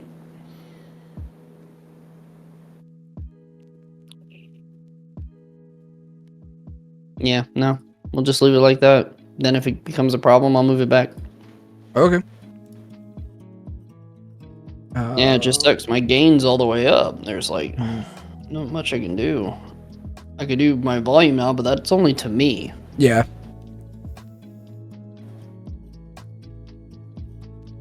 No. She pulls the drawstrings of her hoodie taut, yanking it shut again. When I try moving her along, she starts dragging her tail on the ground. You're secretly enjoying this, aren't you? The hoodie isn't hiding your silly little grin. There's a table by the edge of the yard that looks pretty good. Now it's just the two of us, alone, sitting on a picnic bench in complete silence. Ingenious one-liners flow through my head like a slam poetry champion, yet I can't work up the will to say anything about the wedding to her. Guess there's always later. Stack normal, dude. So, Olivia. The Gator lifts her head from her roast beef sandwich, staring directly at me. What's up? How about this weather? Seriously? Yeah, seriously. I'm not used to coastal towns, so this is a nice change of pace. Well, it's pretty chilly. Part of why we're the only ones out here. It is pretty empty out here today. Maybe it's like a human dino thing. More accumulate, more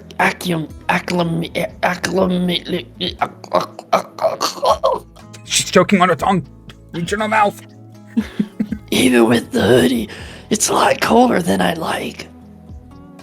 Oh, why'd you agree to come out outside with me then? Because I fucking love you! Well, you wanted to, and I... And you?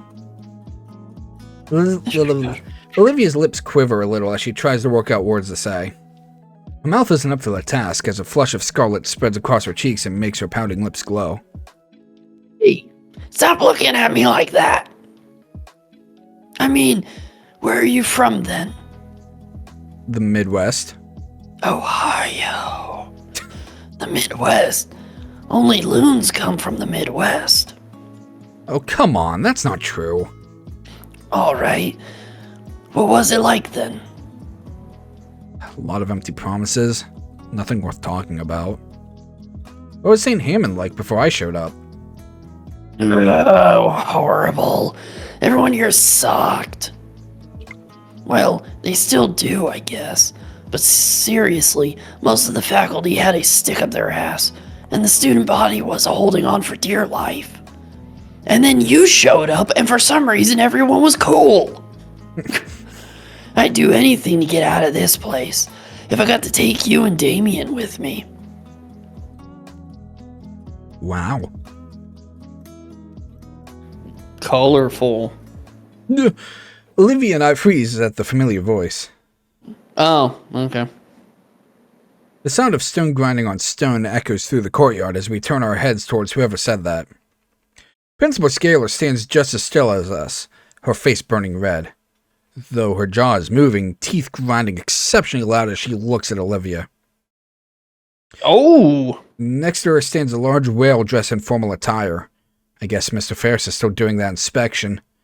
And did he hear... Yes. What were you saying just now about student morale, Principal Scalar? Doesn't even look up from his clipboard as he begins jotting down something with a pencil. I said had. Ever since Principal Scalar took over as our principal, things have gotten better. Olivia's words do a little to make Scalar's voice lessen in both color intensity and heat. Yeah, I have to say this school's way better than my old one by at least a country mile. So, Mr. Inco, would you say that your time in St. Hammond since your transfer has been both fruitful and comfortable? And how long is a country mile?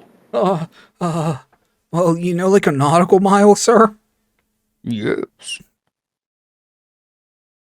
Sort of like that. Okay. I mean, compared to my old school, I met good friends. I've had excellent teachers and classes. I've had an all-around good time. Also, the cafeteria food is great here. It actually tastes like food and not microwave reheated gruel. Mr. Ferris gives a nod and writes something else on his notepad before turning to face Olivia. What about you, Miss Olivia Halford, was it? Got any more comments regarding St. Hammond? Do be honest, if you please. Olivia shoots me a quick glance before taking a deep breath. Well, the school needs more handicap access ramps. I mean, fair. Yeah. Also, the elevator in the main building is busted. Sometimes I get stuck for a few minutes. Also, our PE teacher steals hats from the students and hoards them in the equipment shed. I can almost feel the heat emanating from Principal Scalar's face as soon as Olivia finishes lodging her complaints even. I can ward. Wouldn't want to be around her after Ferris's visit is over. For his part, Mr. Ferris only nods and writes more down on his clipboard before turning back to face Scalar, who does her best to turn her grimace into some kind of smile. Seems like there are some issues left over from the previous administration. Are you already taking care of correcting the issues Miss Halford has pointed out? Principal Scalar nervously clears her throat. I've already sent in a request to the district to have the elevator looked at by a technician. Mr. Ferris nods and writes something else on his clipboard before clicking his pen and stuffing it in his front suit pocket. Is it a pen or pencil? I'll have to talk to the superintendent about that request next time I'm at the office. Yes. What about this PE teacher Miss Olivia mentions? Oh, Mr. Coach Solly. Ferris raises an eyebrow. It's his legal name. I know. He checks the pages, then sighs a bit. Right. Ferris turns to face me. Is there a joke to that I don't get? Well, that's enough about St. Hammond for the time being. Jack is looking up to see if it is a joke. Funny joke? The only thing I'm seeing is like it's a baby wrap. It's a company that makes like baby wraps. Yeah, I don't know. Mr. Inco, how would you say things are going for you? Not just as a student, but also as a growing adult. Weird kind of question. This school has really helped me learn a lot, sir. I respect the efforts of the students and faculty alike for their efforts in making me feel welcome. It's much more refined than my old school, at least. Wow, you might as well ask him for a letter of recommendation already. Huh? That's not what I was doing, Olivia. Olivia doesn't even respond to me, instead laughing quietly to herself. I'll keep that in mind. The Leviathan finishes jotting down something on his clipboard, finally turning to Principal Scalar. I think I have everything I need for the time being. So, Mr. Ferris, why don't we adjourn to the faculty lounge? Yes. Yes. We can go over your future budgetary plans over a nice cup of coffee. Carby, I'm getting a little room noise, actually. Room? Oh, okay. Yeah, I'm hearing your fan, or whatever it is. No, yeah, it's fan, so yeah. No, it's fine. The inspector... I will fix it. Yeah, good. The inspector turns away, Principal Scalar lagging behind him with a look of pure misery on her face. Put it right there. Was she done this freshman year? Yeah, that's fair. By the time any of that stuff goes and works, she's gonna be graduated. Mm-hmm. With a huff and a frown, Olivia stabs at her lunch tray, treating her Caesar salad like a voodoo doll. Well, look on the bright side. She levels her silver eyes on me, but remains focused on treating her salad like its namesake. Haha, hee hee. It's senior year, and we're about halfway through. So we only have to put up with this place for a couple more months. She lances the largest piece of chicken, twisting her spork roughly. And then what? Then what? I guess, I don't really have any concrete plans for after school. What do you mean? You mentioned all that stuff about making a name for yourself. I mean, yeah, when I first got here, that was my goal. But honestly, I haven't considered what I was going to do to get there. It's my turn to toy with my meal. How about you? I plan on just withering and dying. When the meteor hits. Yeah. Second impact. I plan on getting an art degree. Or some shit like that. Oh, really? Yeah, I guess. Online, of course. Oh. Not like I have any other option. The only time I'm worth anything is when there's a brush in my hand. The only classes I'm really passing to. Why would you need an art degree? Why would you need an art degree? Yeah. Probably some reason. Okay. I'm not going to try to even take a stab in the dark because I know nothing of the arts. But I do know that if you want to like sell art or anything like what Liz wants to do, art degree helps. Because like the only classes other than like, you know, the structure of making art. Yeah. The basics and everything else. I know it goes through like art history and stuff like that. So I suppose it's just, you know, because art's such a subjective thing.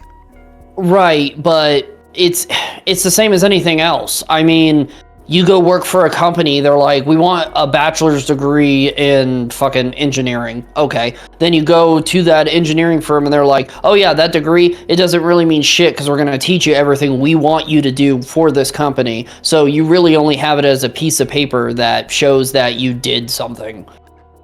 Like, yeah, honestly, college out, apprenticeships in, please. I'd rather have an apprenticeship than fucking go to school. I mean, I went to school. Most of the classes that I had were fucking bullshit.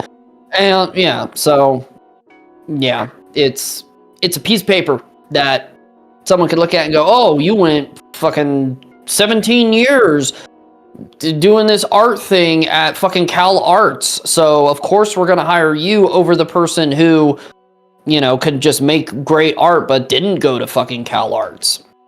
It's that type of shit. Yeah.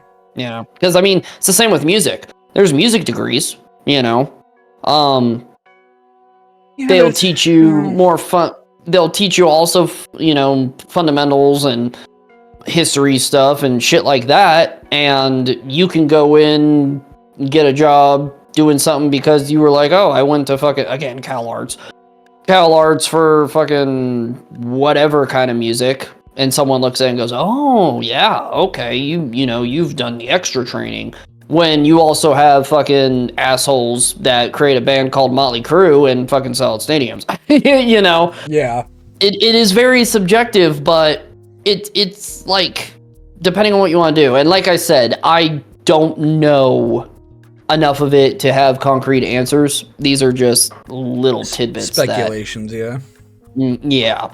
So someone who does know could come in and be like, oh yeah, this, and this, you know. But I'm not going to claim to be, like, knowing what the fuck I'm talking about, especially for that side. Because it's kind of the same with music stuff, where I know how minor and major chords sound, but when somebody comes in, they're like, oh yeah, it's a fucking EM minor chord that does blah, blah, blah, blah, blah, blah, blah. I'm like, well, I know what minor chord means.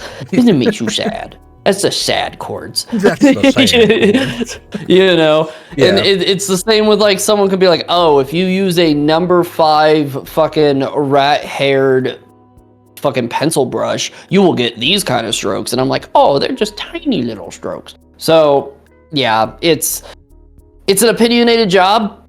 unless you're going into, like I said, the selling type of side of it, you know. Yeah. I do understand going to school for like music production and things like that.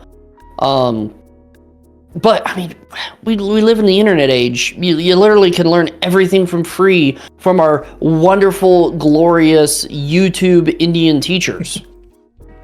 But they don't mean shit because they don't give you a piece of paper saying, "Hey, you graduated from fucking whatever in art history, blah blah blah blah blah." A piece of paper that says you know something you know. Yeah. Yeah. So yeah, college is just pieces of paper now. Yeah. Anyways, only classes I'm really passing to.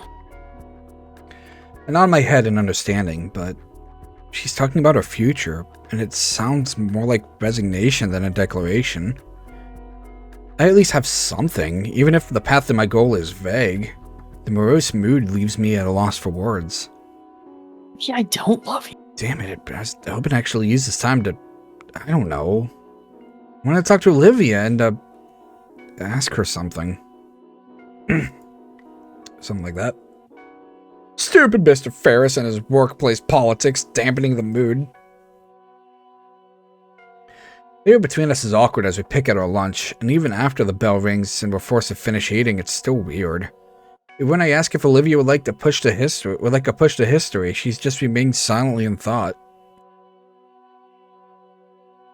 Olivia has been quiet for about 5 minutes now. Even though 5 minutes isn't that long a time, Olivia had grown so much chattier as of late, so the silence felt just a bit off-putting to me. Part of me couldn't help but wonder if it's a cold shoulder directed at me, or just remaining nerves from that last conversation. No use just thinking about it. So, any for your thoughts, Olivia? Only if I can get $1 for your insides. Possibly. Oh, right. Did you not get that? I mean, pay for your thoughts, $1 for your insides? Yeah. Yeah. Okay. Yeah. Sorry. Yes, I'm not here right now. Oh, what were you thinking about exactly? Olivia lets out a sigh and turns her head upwards so that her eyes meet mine. I really got to thinking about what we were talking about earlier. How it seems like neither of us knows what we'll be exactly doing after school's over. You got all the time in the world to think that. Oh, right. Yeah, that. I hadn't really given much thought to the fact that I had essentially dropped a bombshell on both of us. Now that I really stopped to think about it, though, the idea that neither of one of us really knows what to do after graduation is concerning. Most seniors at least have a small idea of what they'll want to do after graduation. I had no idea. I had no idea. At least, I think. Hell, Liz had made full chart and timeline for herself. I mean, I always figured I'd go to college, but that felt so basic, for lack of a better word. There should be some kind of grander plan on what to do with the next big step in life. University, a career, maybe even starting some kind of family. Those are the kind of plans that come to mind. They're all just simple platitudes at the end of the day, though. Is it even worth making plans? The more I think about it, the more likely it is that something stupid just comes out of left field and wrecks everything like a meteor. If you want to make God laugh, tell him your plans and all. So maybe all I can really do then is live in the moment? At least Olivia would survive. You're right, Olivia would survive. She'll just go in the water. Mm-hmm. Should be good. I always hated that sort of thinking. Just be a sitting duck for life to take pot shots at me. Just life. So I just live pretending death can't show up and take me at any time? Speaking of... It's Olivia. Oh, And friend. I have a name. Olivia stiffens in her chair. Oh, hey, Mia. Olivia's words are a hiss as she tries to face away from the crimson scale girl. And I'll just show her my back, because that's always a good idea. Her hands shakily strain against the wheels of her chair, slowly turning it too. Got a couple of questions to ask you, Olivia. Would you like to humor me for a bit? I'm kind of bad at What humor. am I? Oh, what? You don't know humor? No humor. Just throws a pie at you. That's humor. What am I saying? Of course you don't mind. Ugh! Damn. The parasaur saunters up, and with a sway of her hip pushes me aside as she takes Olivia's reins from me. What the hell? You're insane if you think we're going with you anywhere. What? She looks down to Olivia and back at me. What? He's funny. I told guess you he we- doesn't know what humor is. We're just going for a little girl talk. No boys allowed, sorry. You're up for that, right, Liv? She puts a hand on her shoulder and cocks an eyebrow back at me like she knows something. So yeah, we'll be a moment. Don't worry that pretty little head of yours. I'm left gawking and confused as the two head off in another direction. Olivia doesn't seem to know what to say or do either, so she just goes along with the parasaur wheeling her way. Part of me wants to give chase, but the side eye that Mia sends back at me forces me to stop. I feel useless as I watch the two turn the corner. My thoughts of what I want to do, going after the pair, are betrayed by my body still frozen by the icy glare from Mia. Damn it, I'll just get to class and ask what that was all about later. I gotta use the restroom. At this point, they're gone. Like, They're both dead. yeah, I'll be yeah. right back. I gotta use the restroom. Oh, you personally. Oh. I don't remember saying that as like Inco and characters be like, okay, I'll go to class, and they'll be like, I'm gonna go give chase. I gotta go to the bathroom and run after them. Like, what are you doing? At that point, they're gone. They're like, where the fuck did they go? I miss having a gallery. So how we doing, chat? You enjoying the show? It's been quite the show. It's been quite the show indeed.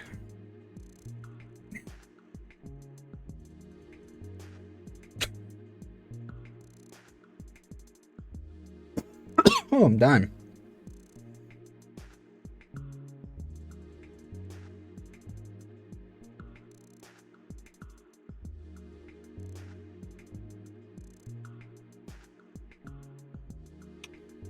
All right.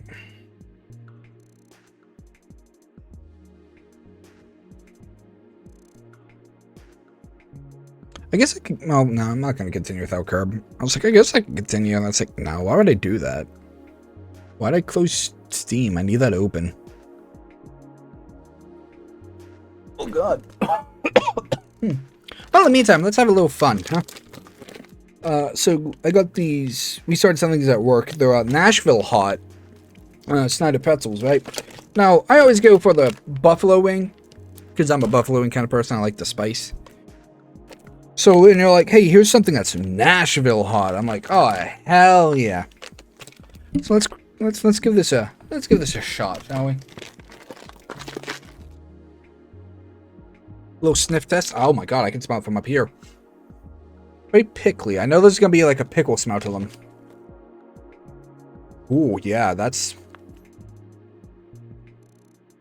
Yeah, very Cajun-y, bit Cajun-y, a little pickly. Let's, got a big piece here right on the top, too.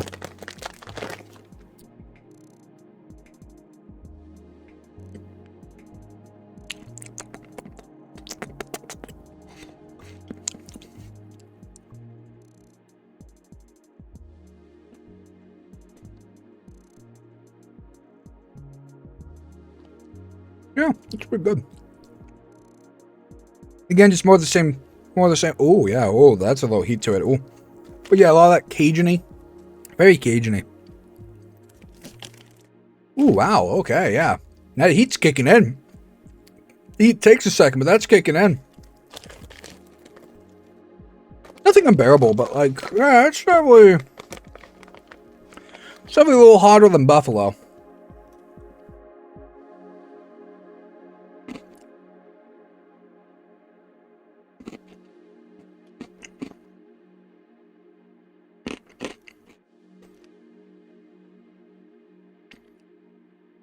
It's pretty tasty.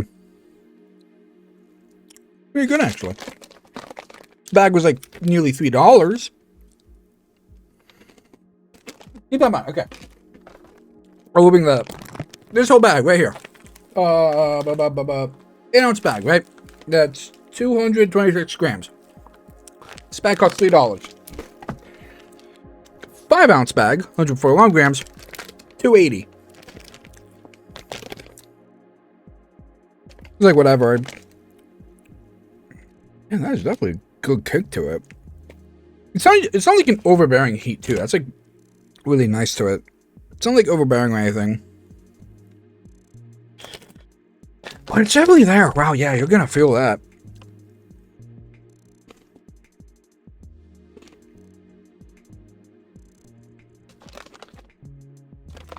Okay, I'm back. Herb is back. I got hungry, so I made a sandwich. I'm eating pretzel. Mm. Nashville hot pretzel. Nashville hot pretzel.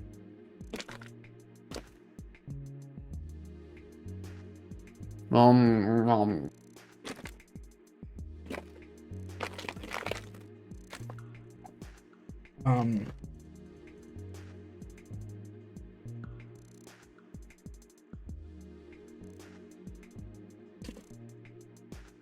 Yeah. Pickle taste definitely helps with the heat. Kind of helps cool it down a little. That's really good. Pretty good. All right.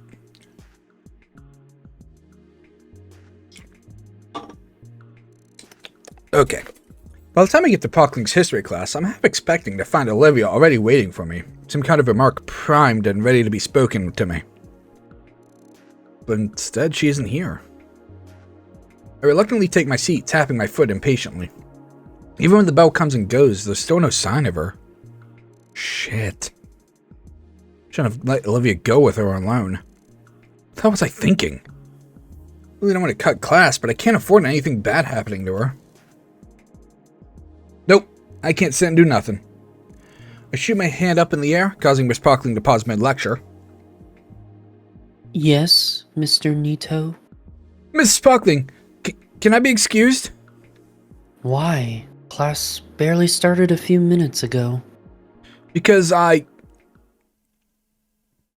shat myself. Okay. Fuck. I'm halfway out the door already. Where did they go? There's not a soul to be found anywhere. If I were a bitch, where would I harass somebody in secret? Shoot, whatever's between them, I hope it isn't something physical. I mean, she wouldn't. Oh, would she? My hands clenched tighter and tighter as They're I making out in the closet. so I focus on walking faster. Finally, something snaps me out of my trance. The faint sound of squeaking metal. I've heard that sound before. I turn towards the source just beyond the door of a nearby classroom. Judging by the paraphernalia covering the door, I think this is the algebra room. I grab the handle and haphazardly throw the door open, praying that I'm not about to rudely interrupt the teacher for the second time today.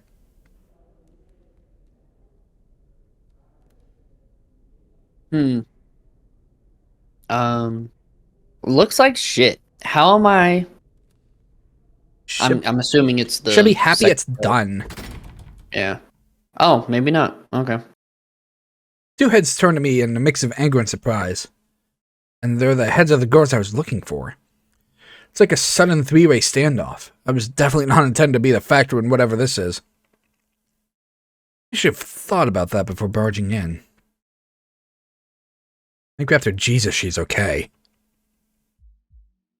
What the fuck are you doing here? I should ask you two the same question. Oh, Oh my god, look, Bonnie, now's not the time. I mean, we were in the classroom Don't and I... talk to him like that. Yeah, or what? I told you not to be followed. You were the one, or you were there when we left. He just heard you screaming like a maniac. I've been forgotten already. Hey! Why are you two in an empty classroom yelling at each other? The two fall deafeningly silent, unwilling or unable to speak. I notice a piece of paper in Mia's hand. It looks like something is drawn on it. The style is different, but it's unmistakably one of Olivia's works. Mia, why do you have a drawing? Beresor stops blinking for a few seconds before shoving the paper in her jacket. Before I can question it any further, Olivia speaks up. Inco, why did you come here? You seem like you were in trouble?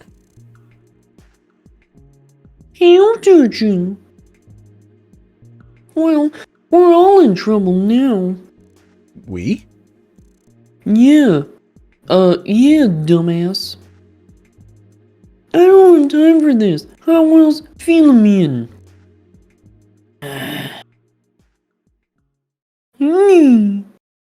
What's the big issue?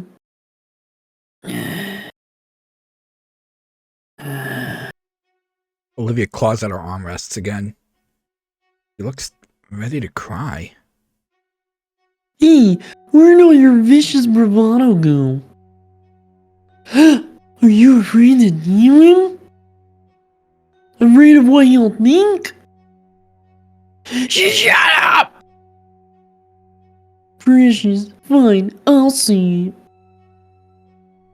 Mia turns to me with a malicious grin. I know about what this prick did during the yearbook art contest. Now, ordinarily I wouldn't give two shits. But then it hit me, holy shit, she can get away with it! Now how crazy is that? She pauses, goading me to say otherwise, but I bite my tongue. Like a shark smelling blood, she starts to circle me, continuing her taunts. Then one thing led to another. Now we're helping each other out. In the room, in the school field now, I'd leave a permanent mark on her unemployable ass. What? Yours too, probably, since you're involved in all. My teeth creak painfully from my clenched jaw, and yet the blood drain from my face. I'm talking about a record, mother breather, or your mouth breather. You mouth fucker!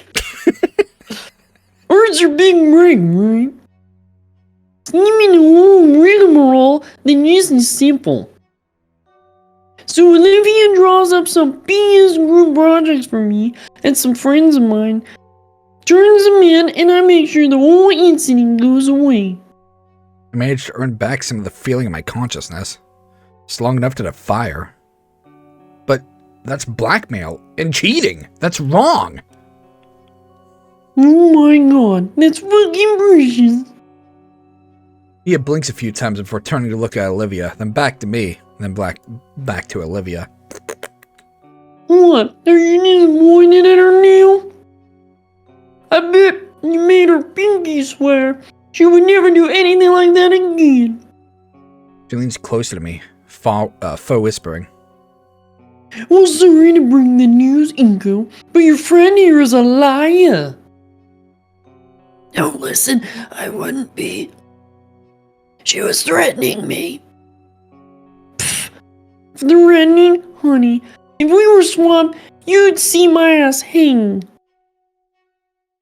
All I'm doing is making things better for the both of us. Not my fault you tried to get away with cheating. You think like you would have more shame than that. Watch Olivia's eyes start twitching. Hey, Mia's really starting to get to her. Can't let her keep talking to her like that. Mia, just stop it, okay? She really doesn't need this right now.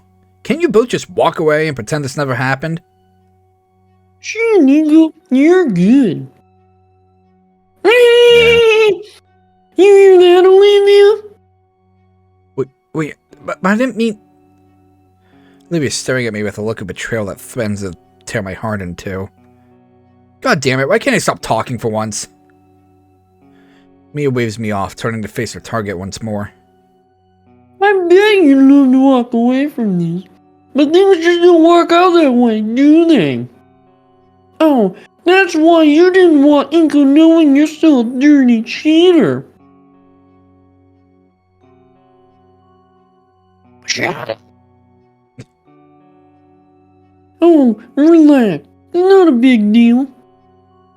No, I'm sick of this. You already admitted it. Art's my big break. You're only doing this because art is all I have. Your record is fucked. You lose nothing if we get caught. It's Tuesday for you. But me, it's all I have. You're embarrassing yourself. You know I can't lift or run or carry or dance or fucking anything. You do on a daily basis without even thinking about it.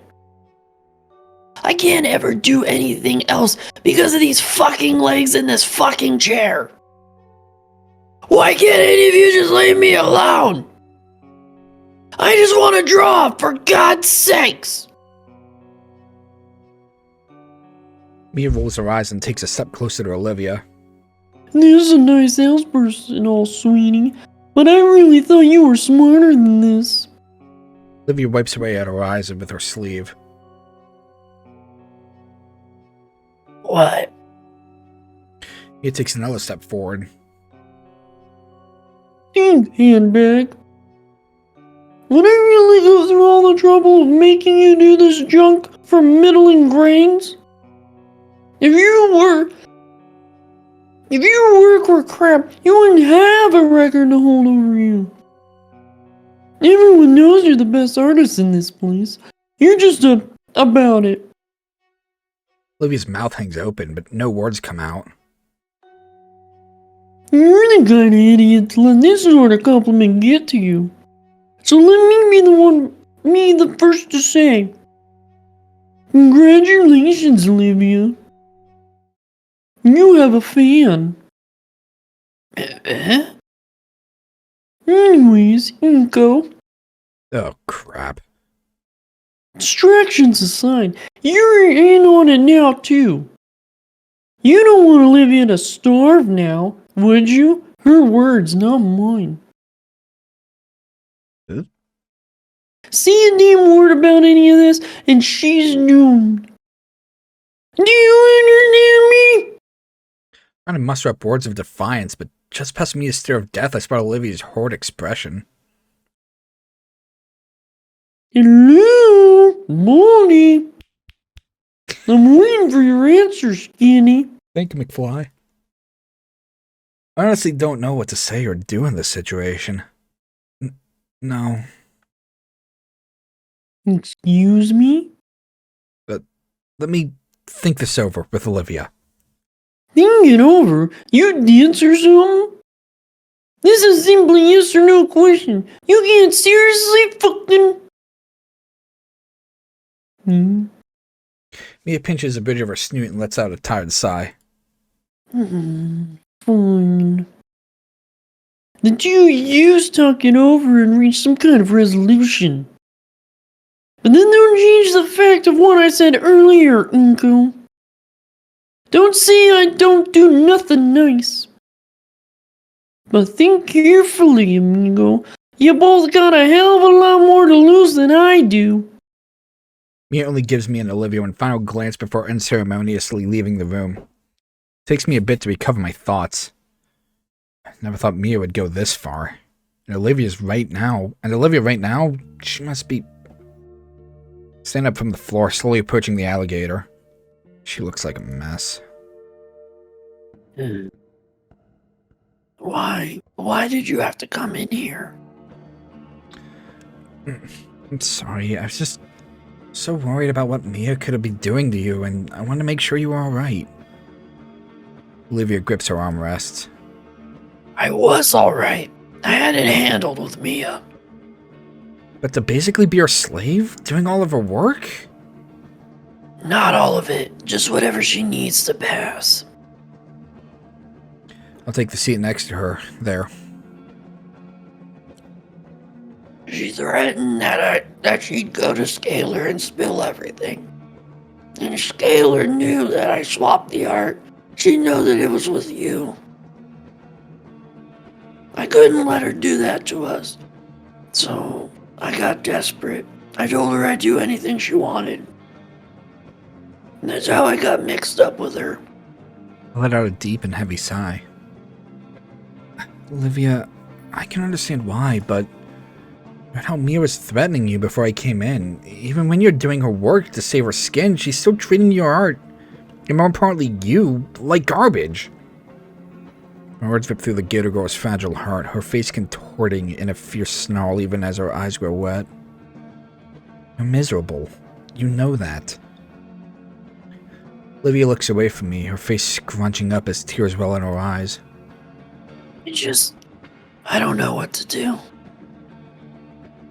And I don't even know I can trust her to keep her word. And now that you know what's going on, Mia has a noose around both our necks. The gravity of the situation settles in. It feels like something in me is both frozen over and ablaze. There's only 6 months left in the semester. It's not like she's asking for something impossible. Her eyes regain some fire as she smiles. I'll just have to tough it out. Keep making art to shut her up until this whole stupid thing can blow over. She's been going through this for so long and she's still... It's just... out of options, and so is she. Just blurt out the first thing that comes to mind. Why not tell Scalar about what Mia's making you do? Scalar, are you out of your mind? You saw how she handles things around here, especially with that auditor breathing down her neck. I'm trying to avoid getting caught. Right. Okay. Idacon? For a split second I see her mask crack, her real worry evident in those silver eyes shaking. No. Olivia makes a show of clearing her throat. Mr.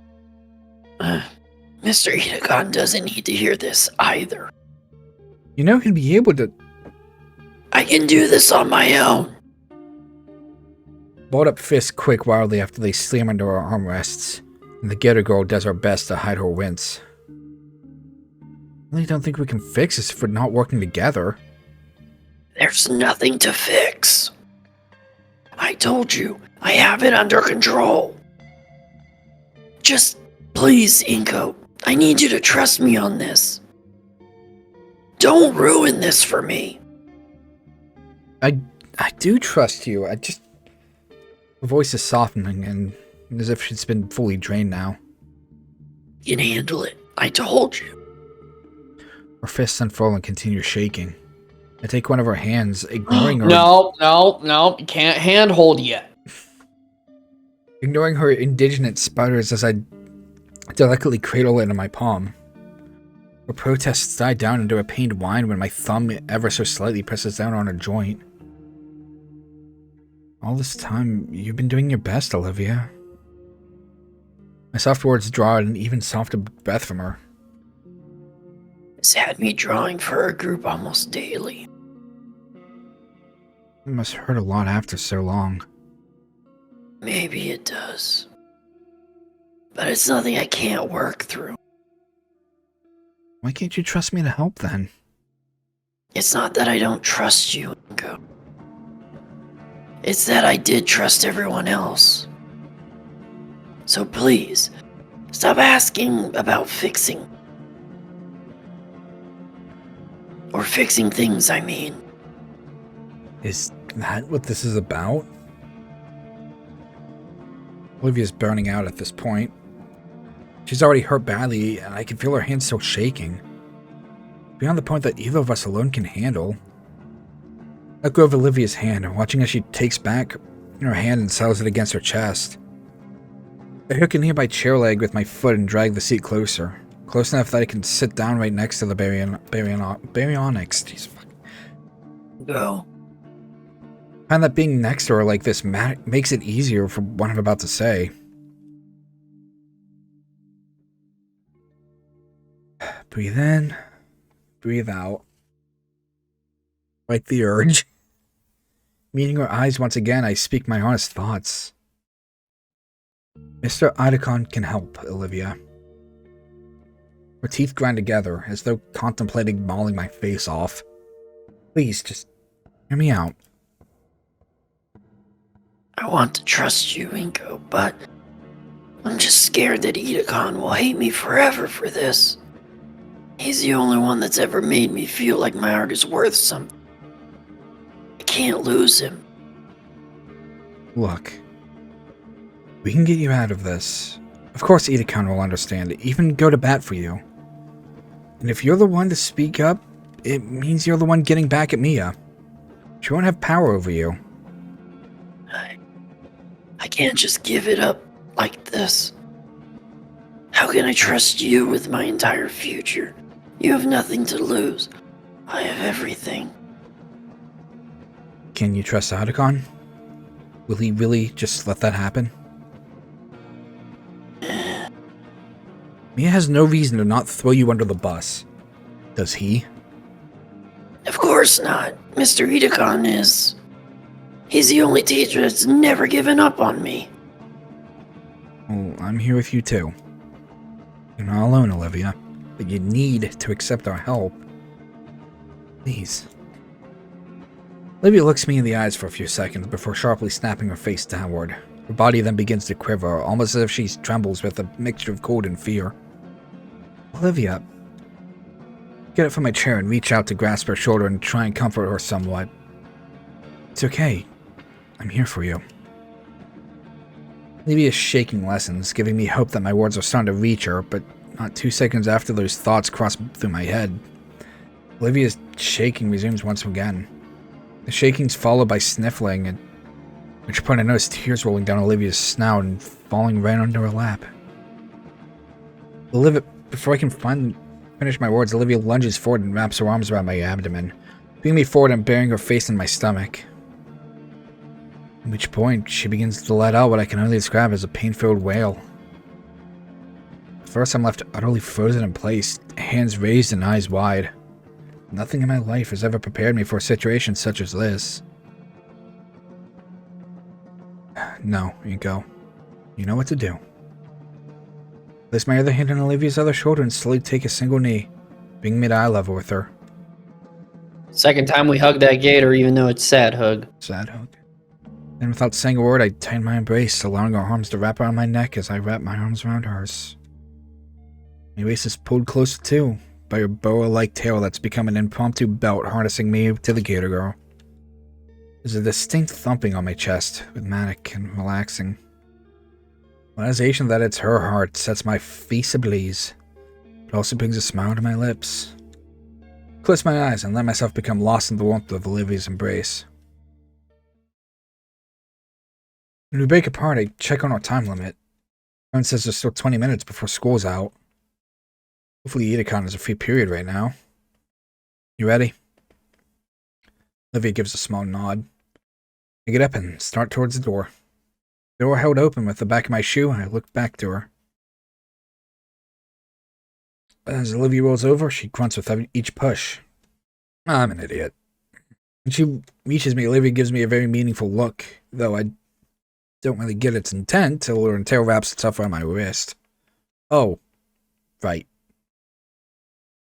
Taking Olivia reins for her, we start towards our art teacher's room in companionable silence. Man, I can't wait to just go home and relax. Maybe open a bag of chips. Olivia's tremoring has fallen to a 2 on a Richter scale even, so that's nice. She's seen enough Mia to last a while. Then again, so have I. She'll probably kill us if she saw us sneaking off. We're near the end of it all. It's nearly over. It's the first bit of quiet that we get. Just the sounds of Olivia and I walking through the halls. Olivia's gripping my wrist pretty hard. Guess she's still pretty tense.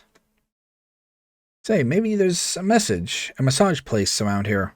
That'd be pretty nice right now. Wait a second. Just the sounds of Olivia and I walking through the halls? Something ancient wakens in me. An icy chill races down my spine as if there's a knife poised just beyond my neck. Gator girl tenses, head stifely turning. Her pupils slowly shift to mine, and their contraction to pin points bring attention to the danger my ancestral instincts are warning me of. So, I'm going to save. So I've seen this section. Okay. Yep. you two trying to run a... Fight or flight. Reflexes kick in. Zero thought on my end, my body chose to just book it. Ooh. Ooh. Ooh.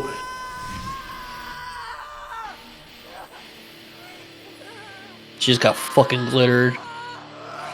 Sparkly eyes? Oh. That would be funny if they were all sparkly. Oh, hell yeah. This is badass.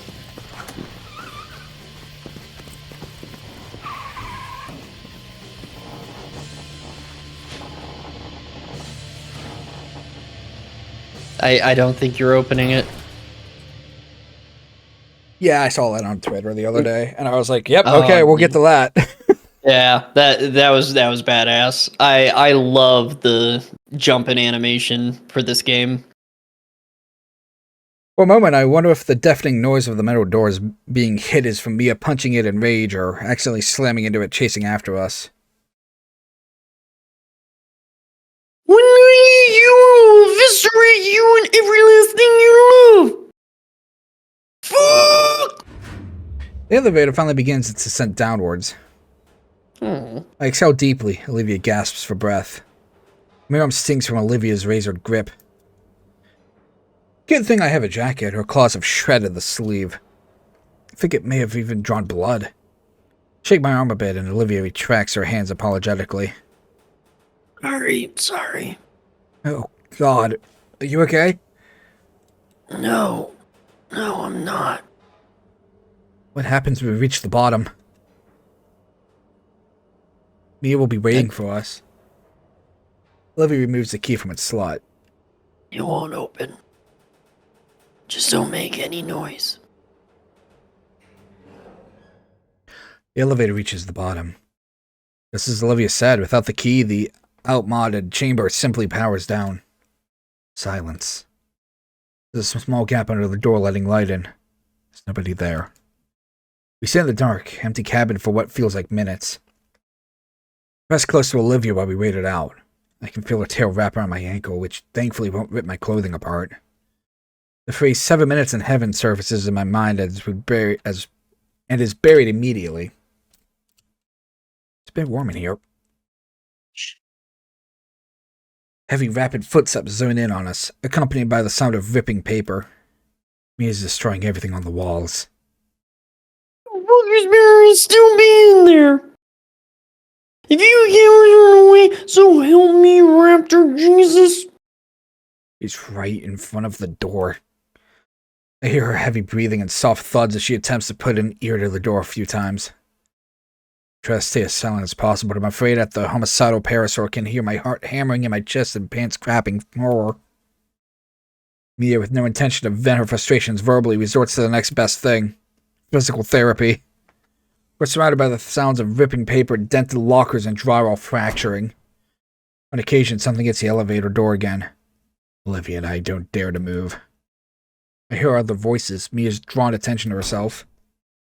Who the fuck are you? What the fuck are you looking at? Do you want one last one? Find someone, quick! I fucking swear, I hit you with that fucking luggage case on wheels. Good luck painting when you're eating through a straw, bitch legs, cunt. That's really good. Olivia takes a sharp breath. Silence. What does that sound? Sounds like a series of sharp cracks. Hey, whoa, hey, it's all cool. It's not what it looks like. It's, Rapid footsteps echo from down the hall. Is she gone? What the fuck could have scared Mia like that? There's a light knock on the elevator door. Hey, anyone in there? Sounds exhausted, but it's definitely Idacon. By now my eyes have adjusted to the light. Olivia's relief is palpable and shared. my body finally relaxing and practically melting against the wall of the tiny elevator. Now we're gonna have to tell Adicon. Safe to come out. It's all clear. Well, it looks like a stick of dynamite went off out here, but otherwise it's fine. Look at Olivia, who stares at the key in her hand. She moves to unlock the elevator, but hesitates. I think our teacher is able to sense it, since his tired voice carries the weight of his worry. Everything will be okay. I promise. But she doesn't put it in. She just stares. How was that? Olivia whispers softly. I can barely make it out.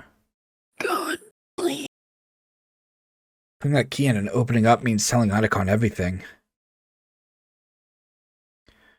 No way Mia's letting this slide. Nothing's a safe bet. Nothing can be said for sure. She can't do nothing, and she can't do anything either. So she looks at me, as if I'd have an answer. Key is offered to me, delicately held between two of her claws.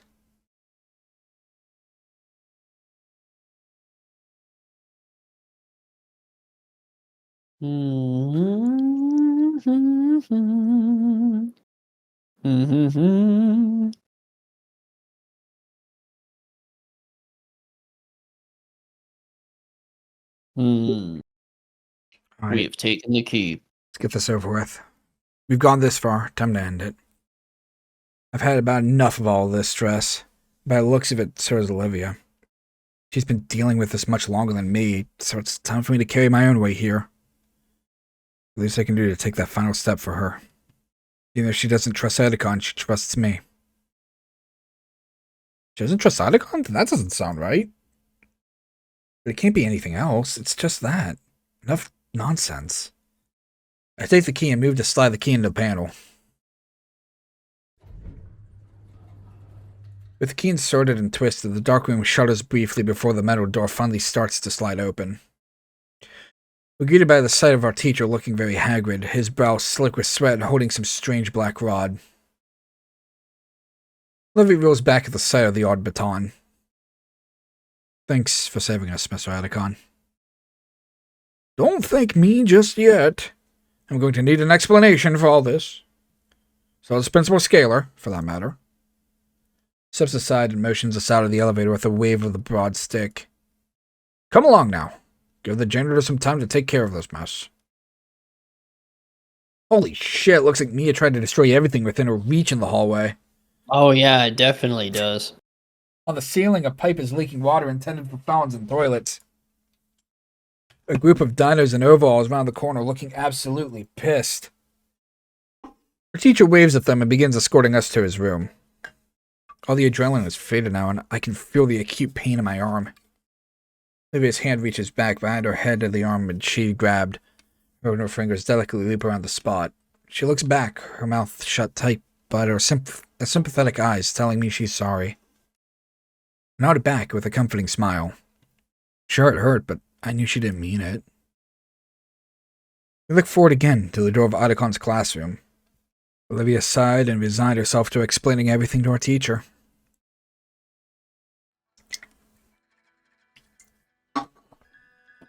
Fucking Christ, give me a second. He needs a Christ second. Which is the equivalent of like 8. Olivia looked ready to collapse. She had taken the better part of an hour explaining Mia's extortion in full detail to Mr. Adicon. I grabbed Olivia's canteen and handed it to her. She greedily chugs the entire thing, gasping after rubbing her sore throat. It's hard to get a read on what our teacher was thinking. His brow was furrowed, his fingers steepled, and he was muttering to himself. Finally, with a deep sigh, he stands from his desk and looks at the exhausted girl. I had a feeling something was going on, but to this extent, I should have come forward sooner. I know, but we're here now. Fair point. Still, concerned that you thought nobody would notice. I didn't think anybody would care to look. Those assignments go through dozens of eyes, you know? I was gonna say, who the fuck did messaging me on Discord like 4 times? Me. This is Curb. Is me. Shit. It's just all fucking... What the fuck? Wait, what? Okay. Those assignments go through dozens of eyes, you know.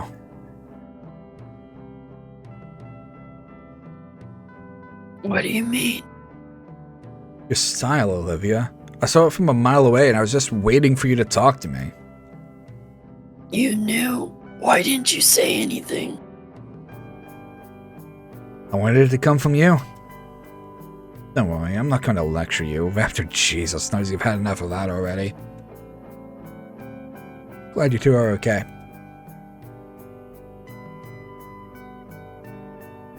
Sorry, I'm kind of mad.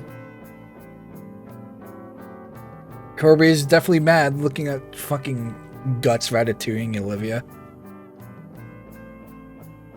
But why? No, that's not why I'm mad, and it's not a spoiler thing why I'm mad, but I'll have to keep it in mind for later.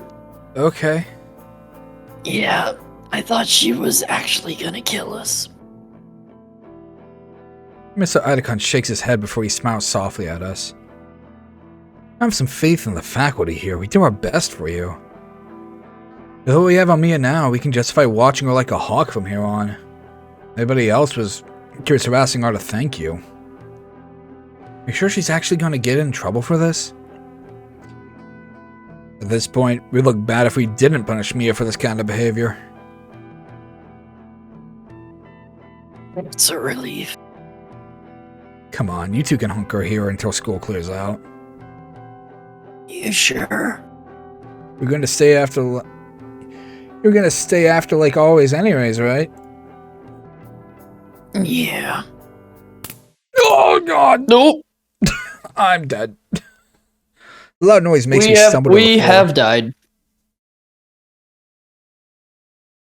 Mr. Idacon. Whoops.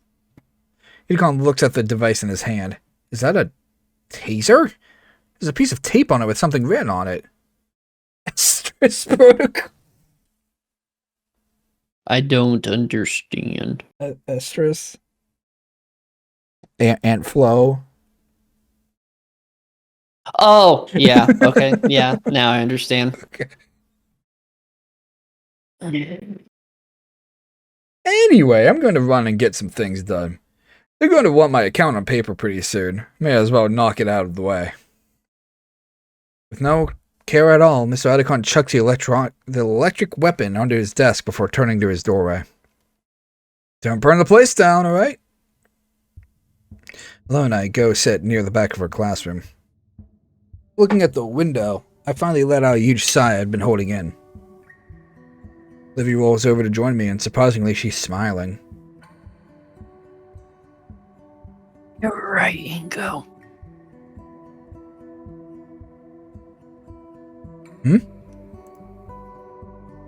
I could trust him. He's just selling you out now. We sit in silence, just looking out the window.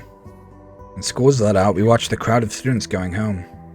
I don't see me in the crowd, but that doesn't matter.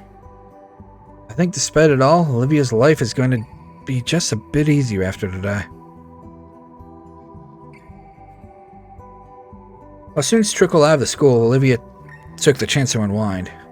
Figured it'd be best to let her rest, and it's like, as I saw her drooping eyelids finally shut, she looked cute, just napping out of the in a wheelchair, except for the weird bellowing.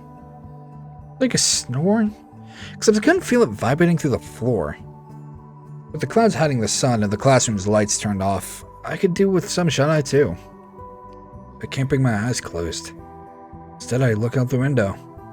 The layer of clouds overhead steadily grows more dense, casting a darker shade on everything. Light raindrops prick against the glass. Crap, I should have brought my umbrella. As a few minutes go by, they roll in closer and closer, blocking out the sunlight. If Olivia were awake, she'd think it was pretty neat. I look back at her. Maybe I could nap. Just a little. Little nap. What was... Oh. My eyes are drawn upward to the heavy clouds in the sky. In moments, the glass of the window is assailed by numerous heavy droplets of rain. Holy moly! All the holies. The trees outside are billowing among almost aggressively. Several small branches are stripped away in the torrential downpour. An umbrella wouldn't help with this. Huh. What? My phone's blaring an alarm. So is Olivia's. Instructions to shelter in place for several hours. The costume door is thrust open quickly. Look at him. Mr. Idacon is back, panting hard and clothes drenched. He takes a moment of surprise to compose himself as best he can. Sorry about that. The faculty is doing a sweep of the campus right now. Apparently, there's a monsoon scare right now. Monsoon? Does that happen here? Idacon gestures to his drenched outfit and out of the window as if to ask if Mia had clocked me in the head after all. Right. Are we going to be alright? Nope. Oh, of course. Schools are designed... Haven't you seen Wolf Children? We're all gonna die! Designated shelters for the worst disasters. If anything, you're safer here than at home. But the hallway outside is open, isn't it? I just finished putting the cover up. A cover? Just keep close to the wall, yeah? What do we do now? Idacon shakes his phone at us. Shelter in place. We're all stuck here for a few hours. Olivia reaches into her bag and pulls out a drawing book and a well-used pencil. Actually, why don't you use this time to catch up on some schoolwork? I'm sure you have some work from other classes still pending, and I can't think of a better time to tackle that than now.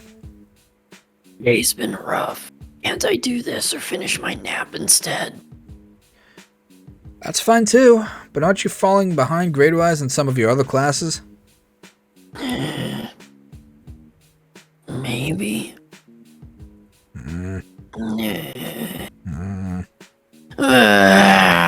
Fine, I'll catch up on some of that work.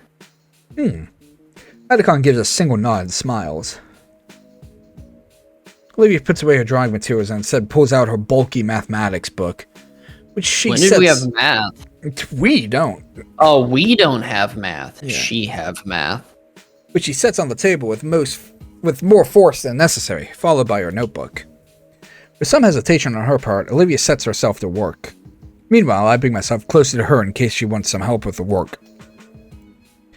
After a few minutes, it's clear her mind and spirit isn't in the work one bit. She constantly fidgets, taps her pen on the table even. So I generally just have like the most dyslexic moment, like, oh god. And looks around the room and out the window. Eventually, she lets out a groan and slams her book shut. This sucks. Can I please do something else? Idacon, who has been busying himself with grading some paperwork, snaps up away from his work, looking at Olivia while rubbing his chin. Well, there is one other thing you could help out with. Would need both of your help with it.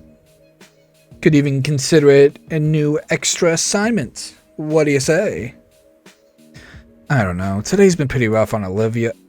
Absolutely, I'll do it. Alright. Wonderful. It's back here. He starts walking to the back of the room and waves for the two of us to follow him. Something in the dark room? Man, I thought we wouldn't get to do anything in there until the last few weeks of the semester. Are we going to be getting a head start on this section? Maybe we'll be making prints, or learning about C41 and... Huh? Oh, Olivia's poking my back. With the cinematic gate, you're going too slow. Oops. Big. I shake the excitement off and head into the darkroom. Idacon holds the door open for the two of us to enter. The inside glows a vibrant crimson light. Idacon's suit appears to light up in the red lights, as does my shirt. I've only actually been in the darkroom once before. Oh, I've only actually been in the darkroom once before. This is so cool. Clasp my hands together. So, what are we developing? We? This is an important job just for you. Alright, I'm ready for it. What am I developing? Your lower back. There's a click of a switch and then the red light switch. It's a goddamn Costco. Yeah. I built Lowe's. And the red light switched to normal lights and properly illuminate the room. Well, there's boxes over there. I need one at each station around the room, but they're too heavy for me. If you can, of course. Legally, I can't make you do any of this. Do I at least get extra credit? Well, you get one of the bags of chips I keep hidden in my desk. What flavor? Nice. Nice flavor. Come on, Olivia. You should clear the way for him. There's actually something in the box we'll need in a bit. The two move back to the entrance, and I'm faced with the myriad boxes I'll have to carry. Looks like there's about 10. They're pretty medium-sized, like you could fit a table lamp in them. How heavy can they be? Oh, God! Lift with your knees, Inco! Oh, this is gonna suck. Look at Olivia, and she's already has her phone out and pointing my way. Ah, damn it. I shift my legs and try again. I actually managed to get this thing off the ground. This must weigh at least 70 pounds. What are these loaded with bricks? Something like that. Careful, they're fragile. Finally, I get the last box in its place. I pick a chair and collapse in a heap. My muscles are on fire. Though to be honest, I don't know if I could have done all that at the beginning of the year. I guess I'm getting stronger. Idacon walks back into the dark room with a small black toolbox. Oh good, you're done. Come on out and take a breather. That looked tough. I'd rather stay here. Olivia shows up in the doorway behind Idacon. Surprised you didn't use the dolly. What dolly? It's 3 of them right there. Before you get started with me, Inco, you didn't ask. For the love of... Oh, I hate you.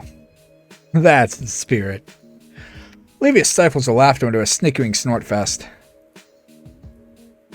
Your mood will improve when you see just what you've been carrying. Oh? Grabs a box cutter from a shelf and slices the top of one open. Our teacher pulls out what looks like a large overhead lamp from the box.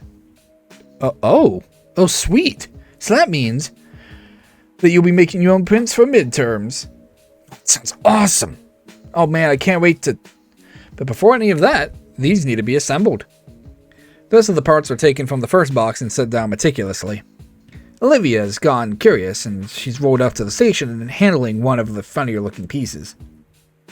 Anywho, here you two go. 2? Yes, 2. Yes. Don't think I didn't notice you watching Inco so much. The stammering denial from Olivia does nothing to wipe that cheeky grin from our teacher's face. But what about you, Mr. Idacon? I'm taking a nap. I'll be right back. Makes his way to the door again. Get started without me. I need to go fetch some things. Before either Olivia or I can speak up, he's left the room. Olivia already has the toolbox open on her lap. Right then. I grab the folded up instructions and lay it out, seeing the details of the bizarre device fully assembled. Okay, so... Step 1. Hand me the next piece. Oh, did I scare you? Yes, you scared me. These things are heavy. What if you drop that on something? I didn't, though. But you could have. And I didn't.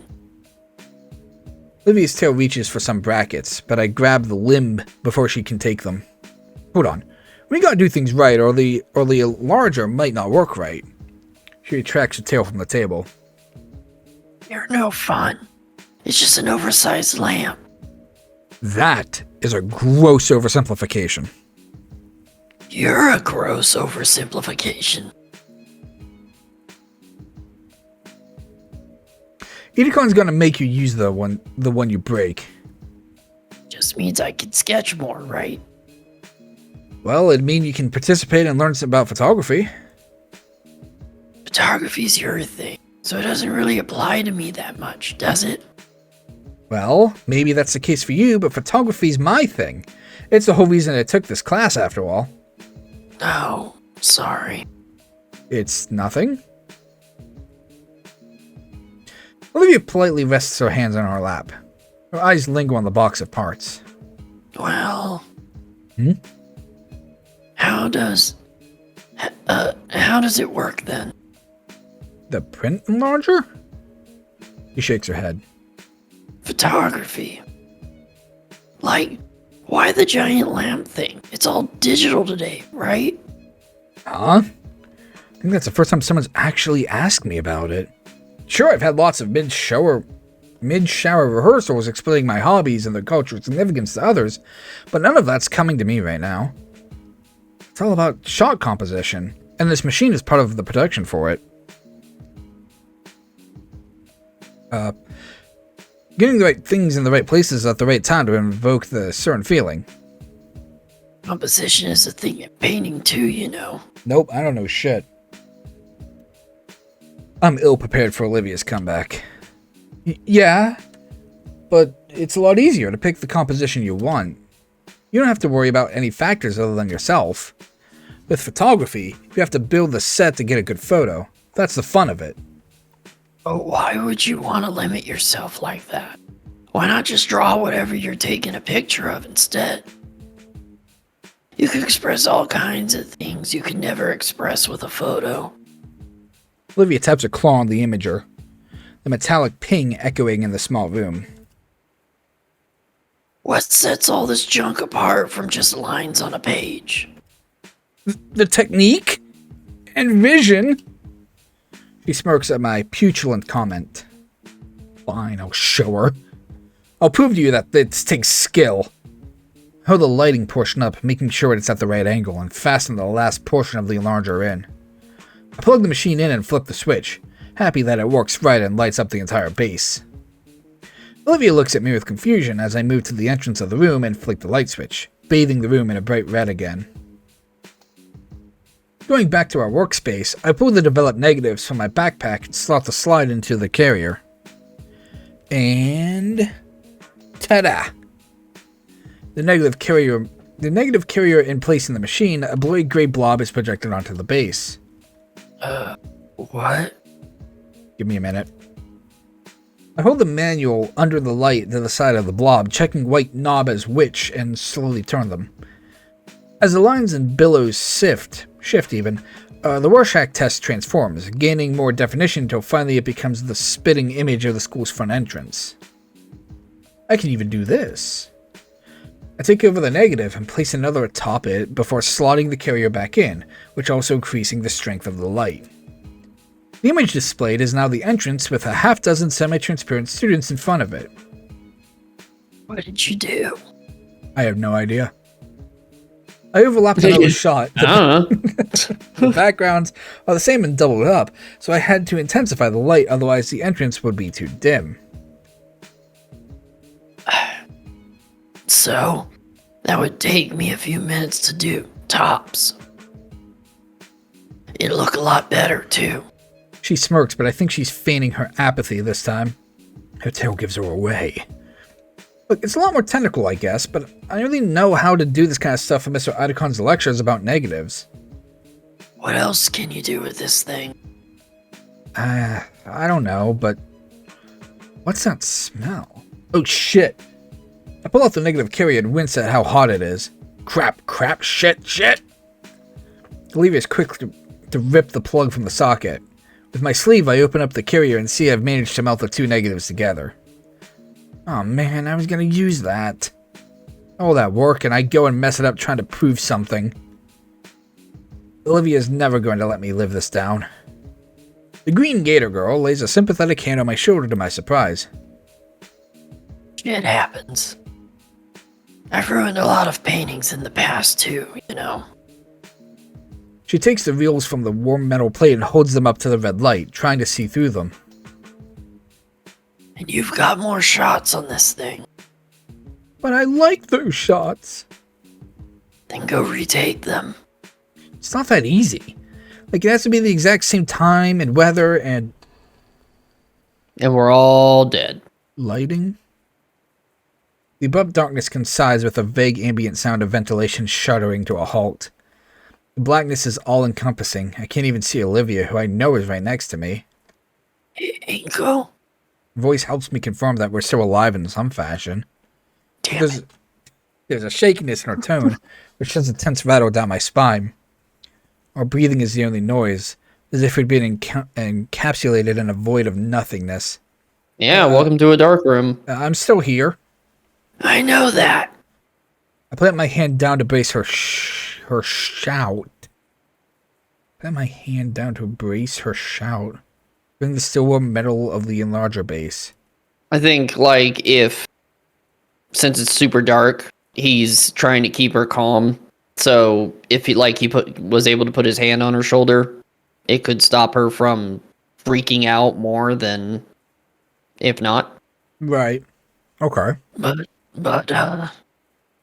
Yeah, I guess the school lost power. Feel something cover my hand. Then squeeze, painfully. Ow, ow, ow, ow! sorry. Pressure lessens, but she doesn't let go of my fingers.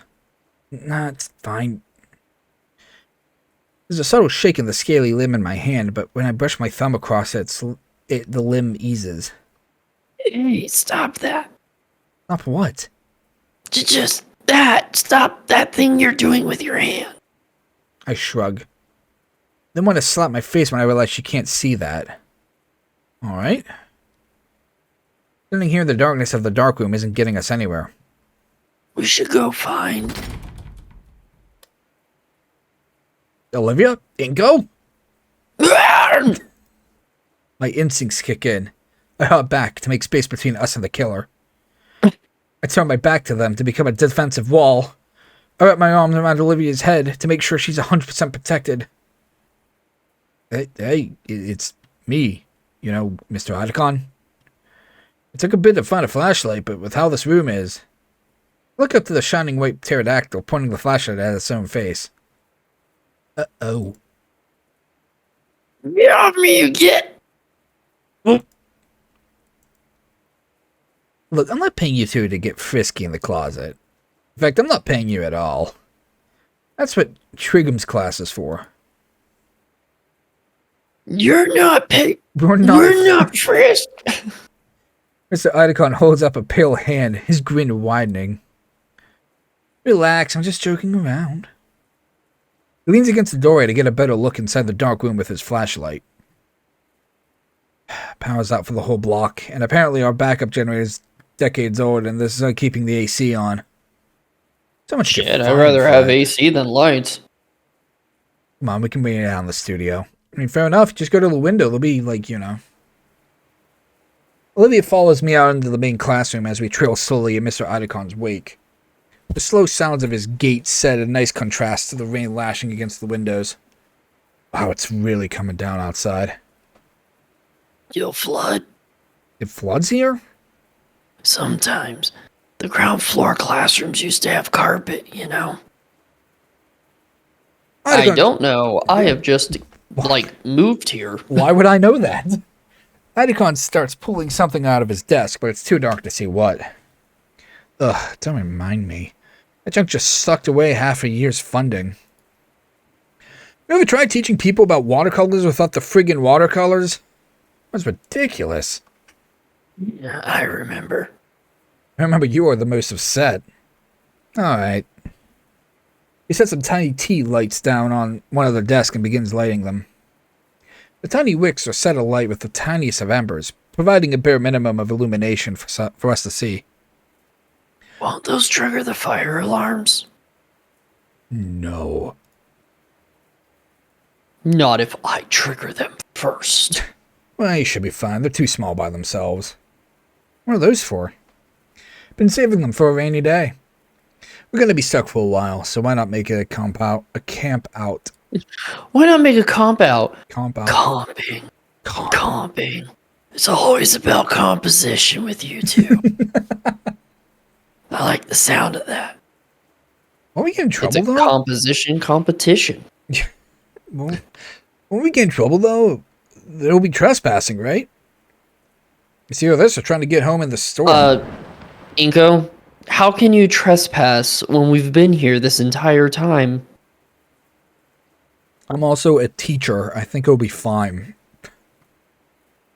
As if to Yeah, illustrate I live here. Yeah. In the ceiling. Under I the live in the walls, Inco. Me and my wife, she's somewhere in these walls. I've lost her decades ago. I've been trying to find her ever since. That's why I have this feather. I sniff it sometimes to try to get her scent. As if to illustrate his point, the weather decided to chime in. Besides, schools are usually made with sheltering in mind. There's all kinds of procedures for this, like bringing everyone to the gym and baking out some really moldy cots. Hell yeah. Olivia winces. Those haven't been replaced. Ah, our budget has been in the red for years, Miss Halford. Put it why we're being scrutinized right now with that whole audit business. That whole adult business. Okay, well- Edacon, you're an adult. What? I haven't paid my taxes in 12 years. No. What's it Are done? you sure I'm not a senior? How's it going, my fellow kids? Yeah. Anyway, we're the only ones left on campus, so I'm not going through all that trouble. So just relax for now. I've already called a taxi for the both of you. Taxi? Oh, taxi. I made the call as soon as the power went out. It's just gonna be a while to get one ready and send it out. Bro, do you think it's gonna have like the same? If fucking look. better. If it's not the same image, that'd be such a good joke, dude. Oh, What do we do in the meantime? A teacher has a wicked grin. Well, you're not done with that homework, right? I'm kidding. I'm not making you two do homework on your last day alive. Time and the storm carry on, yet things are surprisingly calm. Olivia pretends to focus on her work while I pretend to help her, but soon enough Mr. Idacon starts sharing wild stories about previous semesters. You know, a few years back, someone tried to take his hat right off his head. Let me tell you, I've never seen a shovel fly that fast. That sounds appropriately violent.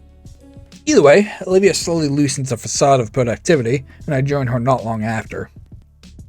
You know, I still owe you for ruining your one coat last year. Oh, forget about it. I have dozens of them in my closet anyway. You too? The eerie ambience from the blackout is quickly overridden by our combined laughter. Eventually run out of things to say and just wait quietly in each other's company. Idacon slumps downwards in his chair. Whew, long day today. Glances out the window, still being assaulted by sheets of rainwater outside. Normally I'm home by now, resting. Do you mind if I relax a little here? Oh, go ahead. Thanks. He stretches behind him, cracking his spine against the groove of the chair. Olivia, I haven't been meaning to say.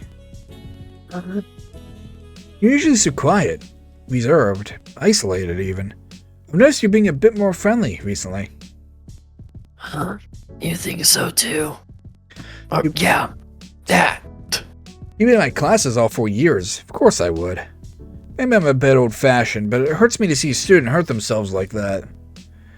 When you're in the adult world, you see this all the time. when you're in the audit world. When you're getting audited. Once someone's in a rut, they tend to just stay there until their days blend together instead of lifting themselves up. Like they got all the time in the world. So I'm proud of you for making an effort, Olivia. Oh, Mr. Edacon, I don't. I mean. Don't be flustered. Be proud, Olivia. You've managed to form a friendship. Of course, I appreciate. One friendship. From the 5 friends you have, you have one friendship.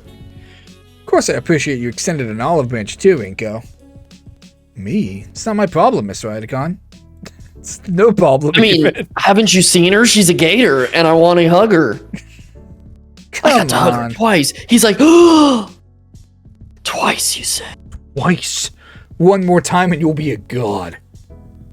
Come on, school hours are over. You can drop the mister. I mean, it's not something to be thanking me for, is it? Just a friend. That is great to hear, though. You can't always navigate this world alone. Someone to keep company can really help. And this fucking idiot. More than you can imagine. Idacon leans forward to place a hand over both of ours. He just barely makes contact with Olivia's wrist, which he winces Sir, and I have to yanks it back. contact HR about this. Shit. Olivia? Are you alright? No, I'm fine. That just hurt. I was fine before, though. You've been trying to stay off that wrist all day. Was it that bad? It was feeling better. I even helped build those doohickeys. The print enlargers. Well, that was a hard P. I'm sorry. He covers his eyes with one hand. Of course, great move. Since being overworking herself, and I think to give extra physical work. What am I doing?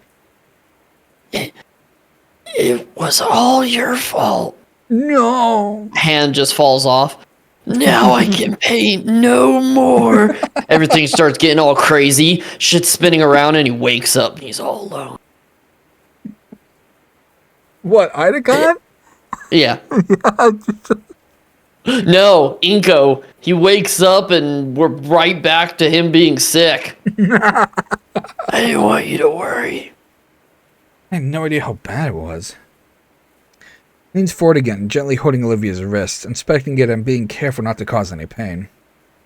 You need to take care of yourself, Olivia. If something were to happen, I know you'd be completely beside yourself. I know. I know you were doing extra work, but how did it even get this bad? It was a lot of extra work. Doing a whole group's assignment on top of my own. For the last 3 weeks, basically all my free time. Joke's on them, though. They were all pictures of Inco. It's great practice. At least it's what I was telling myself. Olivia does her best to hide her wincing as the teacher tests her arm. I never would have made it to graduation. All because of that painting you switched? He shakes his head and lets go of Olivia. No, it goes further than that. The painting was all because of the pain you've been going through all these years. All because of that first contest entry, hanging in the gala. Your first venture into the art world, and it went how it did. Olivia looks down at her hand, stretching the fingers out and in slowly, carefully. My hand moves without a thought, fingers taking her hand carefully to help it in some way or another. You and that painting. Our teacher palms his face and groans into it.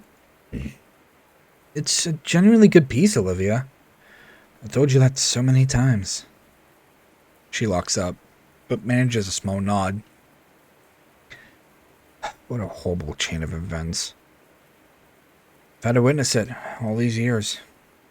Watch as it's taken your friends, your self-worth, the little smile you had when you first came into my class. Now it's ruining your health. Gently lets go and covers his own eyes again. I really just sat here and watched it. I was just talking about how people act like they have more time than they have. Gone. But you're alright? Yeah, I'm super. More than okay. In fact, I've made up my mind about something. You? Take her to the gala, please. Something I want you two to see. No words. Just do it, please. I nod. Also, you will have to run through the rain. I told you I put up that cover or whatever. That was a lie. I was outside dancing in the rain. And also maybe some singing. What are you gonna show us? By singing. He stops at the door. Something you should have seen a long time ago. My shoes slosh noisily through the flooded hallway as we slowly head back the main building in the school. Olivia herself had used her arms to tuck her legs up. I just thought of So we're on the second floor. The gala's on the first. You'll find Yeah. a way. You'll find a way. Olivia herself had used her arms to tuck her legs up into her seat, her head now resting on her knees. Idacon didn't seem to care, each of his steps splashing water around and soaking his slacks. The drains in the floor are working overtime, keeping the water at a minimal level. The water's coming from the drains. It's coming up. It's blood. An unsettling feeling washes over me as we enter the atrium, the interior of the school pitch black from the lack of lighting. At least we aren't dealing with wet floors, but navigating the halls in the dark is a new difficulty. Olivia brought out her phone, using its flash as a light to shine our way, but I'm still unnerved. The only sound I hear is the squelches of my shoes and the awkward dripping from both Olivia and I. Then I realized that Idacon had left us behind. Mr. Idacon? A voice bounces down the dark halls of the school. Did you see where we went? Kinda. I think he went that way. You just make out Olivia's hand pointing things to the phone. Toward the school's offices. Keep pushing Olivia through taking my time, and I feel my shoes threaten to slip with each step I take. It's slow going, between the eerie darkness and my slow steps, which should have taken us a minute at most. It takes about 3 minutes for us to arrive at the gala. Now we're here. The storm rages against the glass ceiling. What's normally the source of the hall's natural lighting is completely obscured by the typhoon. There's no sign of Idacon. I withdraw my phone and turn its flashlight on too, in the hopes to improve the situation. I can hear something else, aside from us in the rain. Something that's getting closer. A tiny red light in the distance, there with the sound. The tiny ember bouncing and sways in rhythm with the odd tapping. Until...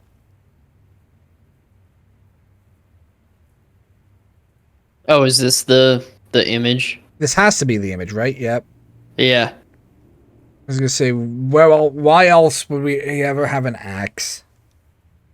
Well, because he's gonna kill them. I mean, Good ending. he's sick and tired of having to deal with this situation. He's like, I know the source of all my problems. It is you, your girl. Fucking you two. I'm frozen for a second. The thought forces its way through me. He would never hurt us. Oh, he gonna hurt. Idacon, what are you doing? Something is kicked aside. It's Olivia's painting from the art contest a few weeks back. It smacks loudly against the glass casing of the display case. These are the ones, yeah? What? I'm ignored. Idacon's staring right at Olivia. She's also struck fearful, but she nods. Idacon takes a deep breath and faces the display. What are you going to do with that? Hey, Idacon, wait. That's a bit extreme, isn't it?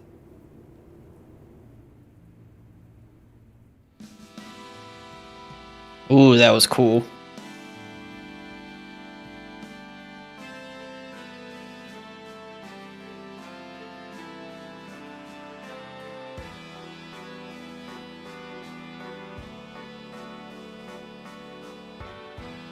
He's too cool for school. You think? Yeah.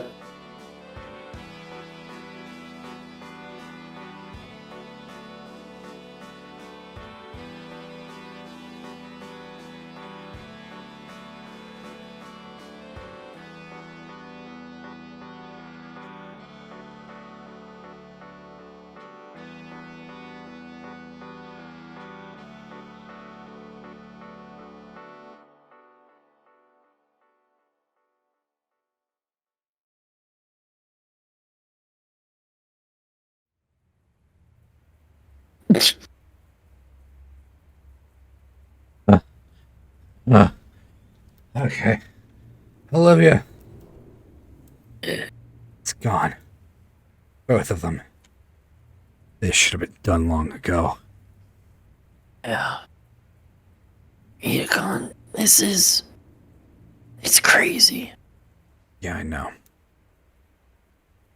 What about the other things in the case? Fuck them too. Yeah. Who- Fucking cares. Who fucking cares? Those students graduated ages ago. You know how many still do art? None. If they're collateral so someone else can, fine by me. But Olivia, you got no other big paintings now, do you? She shakes her head. That's a shame. Look what I just did. Make another. Yes. That's what I need to hear. You make me so proud to hear that. Do you remember in sophomore year when you challenged me to think of something I wanted to do and set a goal to do it? Of course. Couldn't think of anything back then. But there has been one thing I've been wanting to do for a while now. And like you said, some company could really help. Olivia grips my hand a little tighter. I'm gonna hug that gator. She just wraps her arms around herself. I get it. I finally get it. And credits zooming past. Promise not to laugh. Never. Would you mind asking me again, Hidakon? Sure.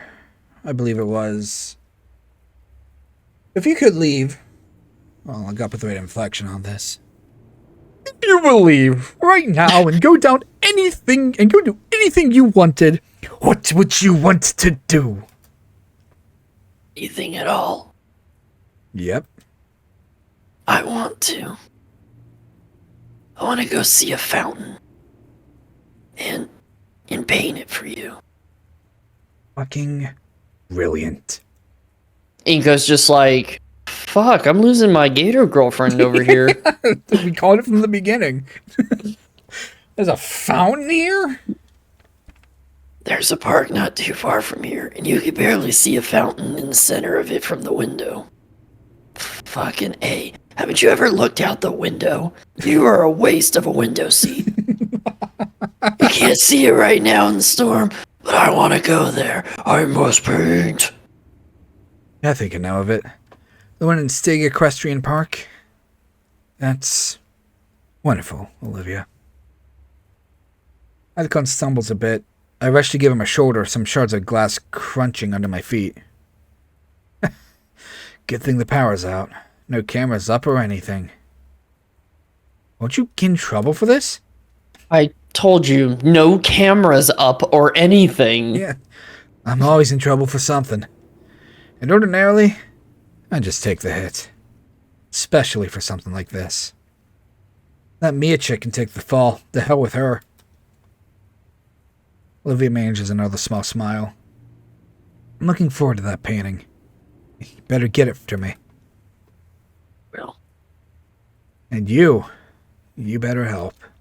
I fucking won't. I can't paint for shit. Yeah, of course. Icon motions for us to wait by the school's entrance. For a while, we sit there.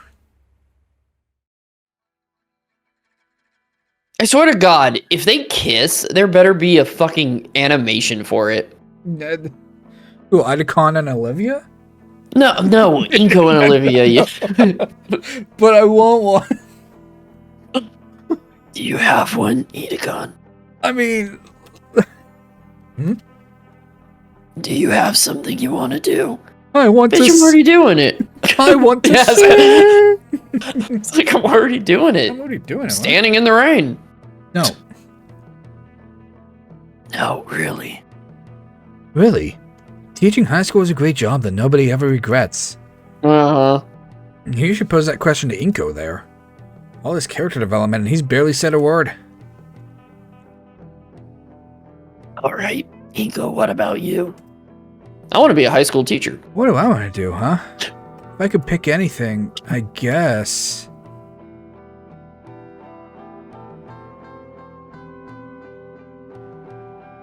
You know I gotta go with the sappy choice, right? I mean, sap it up, my guy. I want to find love. More ambitious dream. I can get behind it. It's a bit unimaginative. That's just hater talk. You should probably start looking more into the how and not the what. Like you would know. I could totally do it. Sure thing, Mr. Business. Your blog doesn't even have 10 followers. Do you look me up? Yeah, I got bored. You at least follow me if you're gonna cyber stalk me. I'll follow you when you make good content. Talking about you, Jack. You want that follow? Oh, wow, okay. You better make that good content. I'm working on it. I think Kingdom Come's sounding alright. Okay? I mean, I'm not in the fantasy stuff, but I mean, it's got me kind of interested. So your interpretation of Godzilla you copied from a video essay sucks. And you should feel bad. No. Because it wasn't Shin Godzilla. No. I copy Otacon's motion with the axe and karate chop Olivia's leg. I didn't feel that, jackass. Well, I guess some banter is a form of motivation as well. Sounds like you have quite the promise to uphold now, Inco. Boo. Even with the disses being thrown around, what stood out most was the wild grin on Olivia's face. So, I don't know about pterodactyls. Yeah. I do know about humans. They are standing in the rain for a very long time. Okay, well, let's do a little visual novel stuff. Let's just say they're under a canopy or something. Like they're under an overhang. Okay. I'm gonna say Gator Girl is perfectly fine. But I do assume that they're going to go out into the rain to find this fountain, so. Again, Gator Girl's perfectly fine. Oh yeah, totally. As I say, she could fucking swim in this. She'll be happy. Yeah, but Inco, you're getting sick again. No, yeah. I mean, I guess the plus side is you get some of that hamburger helper stroganoff. Yeah. Between the staccato of rain and the uproarious laughter, time seemed non-existent. I could feel the muscles in my face ache, brought on by bouts of laughter and grinning, which made the taxi's arrival so disappointing. As we were escorted out to the parking lot, our mirth was replaced by something more. Calm, comfortable, an ease, quiet that lets my thoughts wander back to the things that we said to each other. Back to what tarot teacher had said. Navigating the world alone? For all the time I spent around Olivia and her friends, it never really occurred to me that she'd harbor something like loneliness. I mean, Damien alone is like a wild crowd composed of a single madman. And Liz, she's practically the group's nanny or something. The driver of the yellow van leans into his horn, and I can feel a baleful leer on me, even though the haze of fog and rain drops. Olivia draws her hood up and holds my jacket above my head, and I hold my jacket. With a final look to Mr. Adicon, we thank him. No need for thanks. Seeing my students grow and prosper into adulthood is all the reward this old fossil needs. I'm only 27. With a wave, he sends us off into the rain, to the irate taximan's van that yells at us about his burning gas. While Olivia works to get herself situated in the cab, I turn back. Mr. Adicon is sagging, meandering back to the building. Oi, hurry up. Right. It's been about a week since the typhoon. Please, a taxi driver. Nope. The days after were surreal, with how things just realigned with the old schedule. Adicon was serious when he told Olivia to keep off that wrist. He effectively banned her from painting until it got better.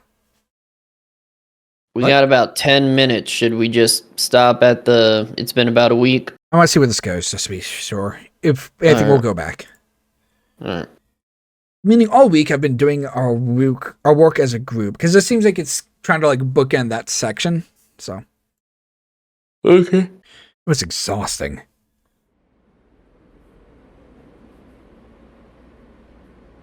Hey! You're with us. Okay. I think we can, but today I'm pretty excited. Okay, no, that's fine. She blink. She blink.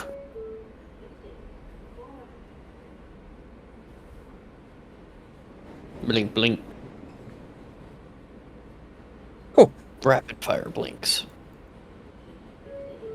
Well then.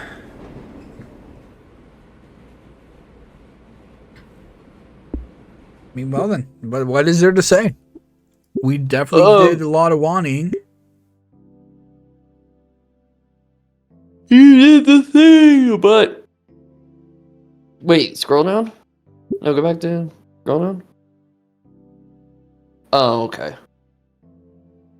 So there is only like 6 achievements. Yeah.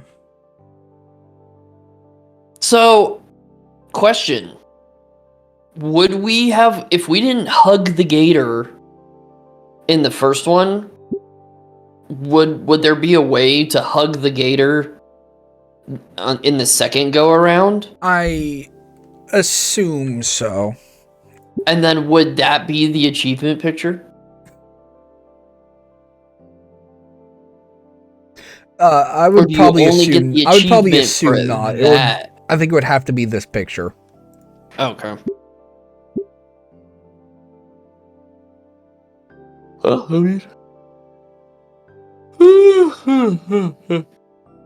Sorry, I'm just kind of like.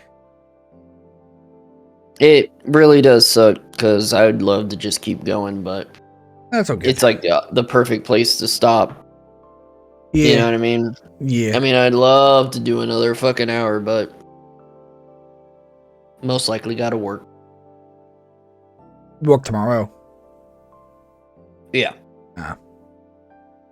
Yeah. But I mean, even if I didn't work tomorrow, you still gotta hang out with Shaq. Possibly. I still haven't messaged him. Oh, well. Probably I do mean, that. if he hasn't messaged you back, or messaged you to ask, I don't know. Yeah, he usually doesn't. I'm usually the one who has to. But, you know, either or. Yeah, I don't know. I mean, We can't. I'm planning on working, so I'm not making any. We can't have too much more, you'd think. Is what, we have like 4 hours? Oh, let me check the channel. I mean, you also have to remember that we stop and talk. We do so. banter a lot, but like 4.5, yeah, 2 hours 15, 3 hours 20, and then 4.5 hours, like not including this one, which we're on like 3.5. So Yeah, I don't know. we can't have that much more left. I think even in like GVH. I'm not looking further into it. Not GVH, sorry. I Snoop. typed it in just to Yeah, get no, that's fine. That's fine. baseline stuff, and it's kind of the same as like the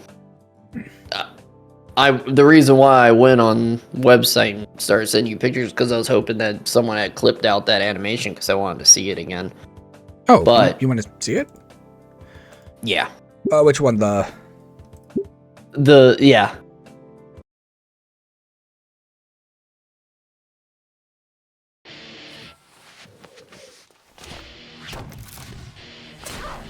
Honk.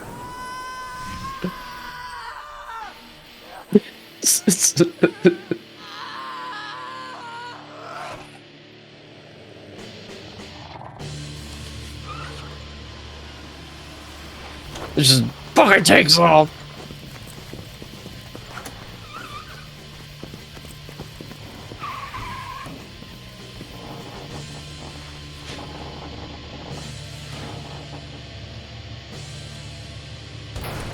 There you go.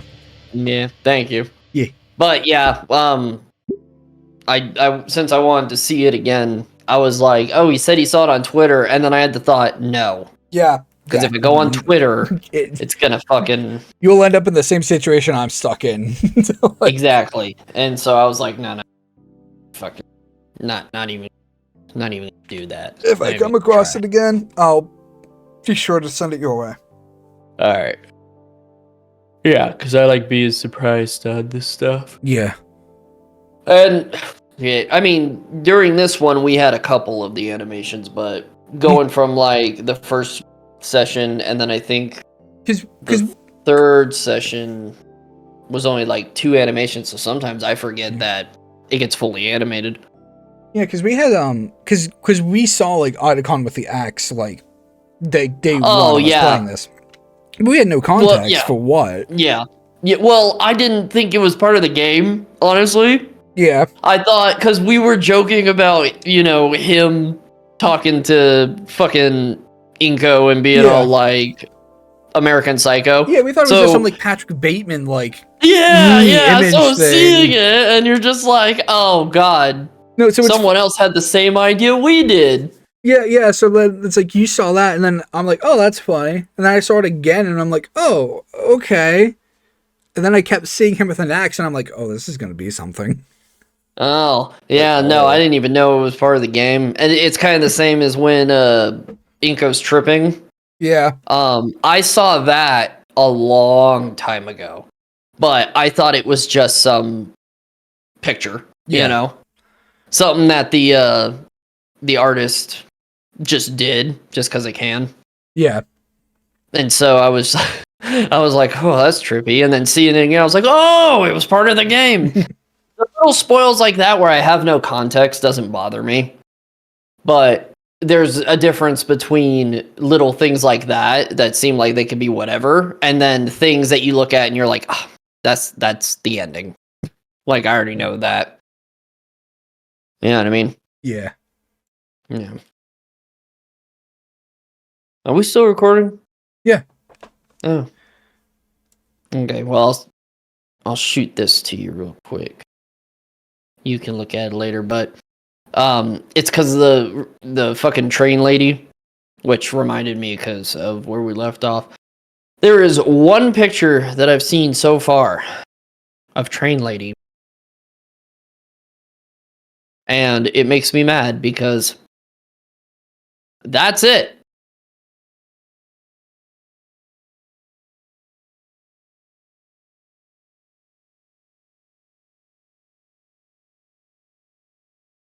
It's literally just them as a My Little Pony. Yeah. Thanks, people. You're doing the world justice. I'm like actually going through.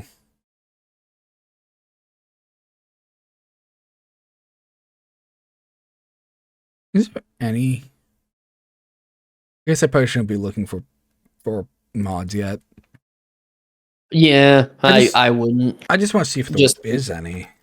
Yeah, I mean, it might take a bit. You never know. Yeah. All right. I'm gonna go snooze. Okay. Watch something. And snooze. What's this? Oh, it's those. All right. Good night, YouTube people. Okay. See you, duder. Yep. I was gonna ask, what are you gonna do? But you're probably gonna do more Kingdom Come. Yeah, that's gonna be next. Yeah. All right. You enjoy that. I still gotta finish episode 2. Okay. All right. Goodbye, people. Good night, Jack. See you, duder. Bye. And if you like what we do around here, why not subscribe, leave a like, leave a comment, all that fun good stuff. You can follow us on the Twitter, or you can join the Discord. All links in the description, and we'll see you guys next time.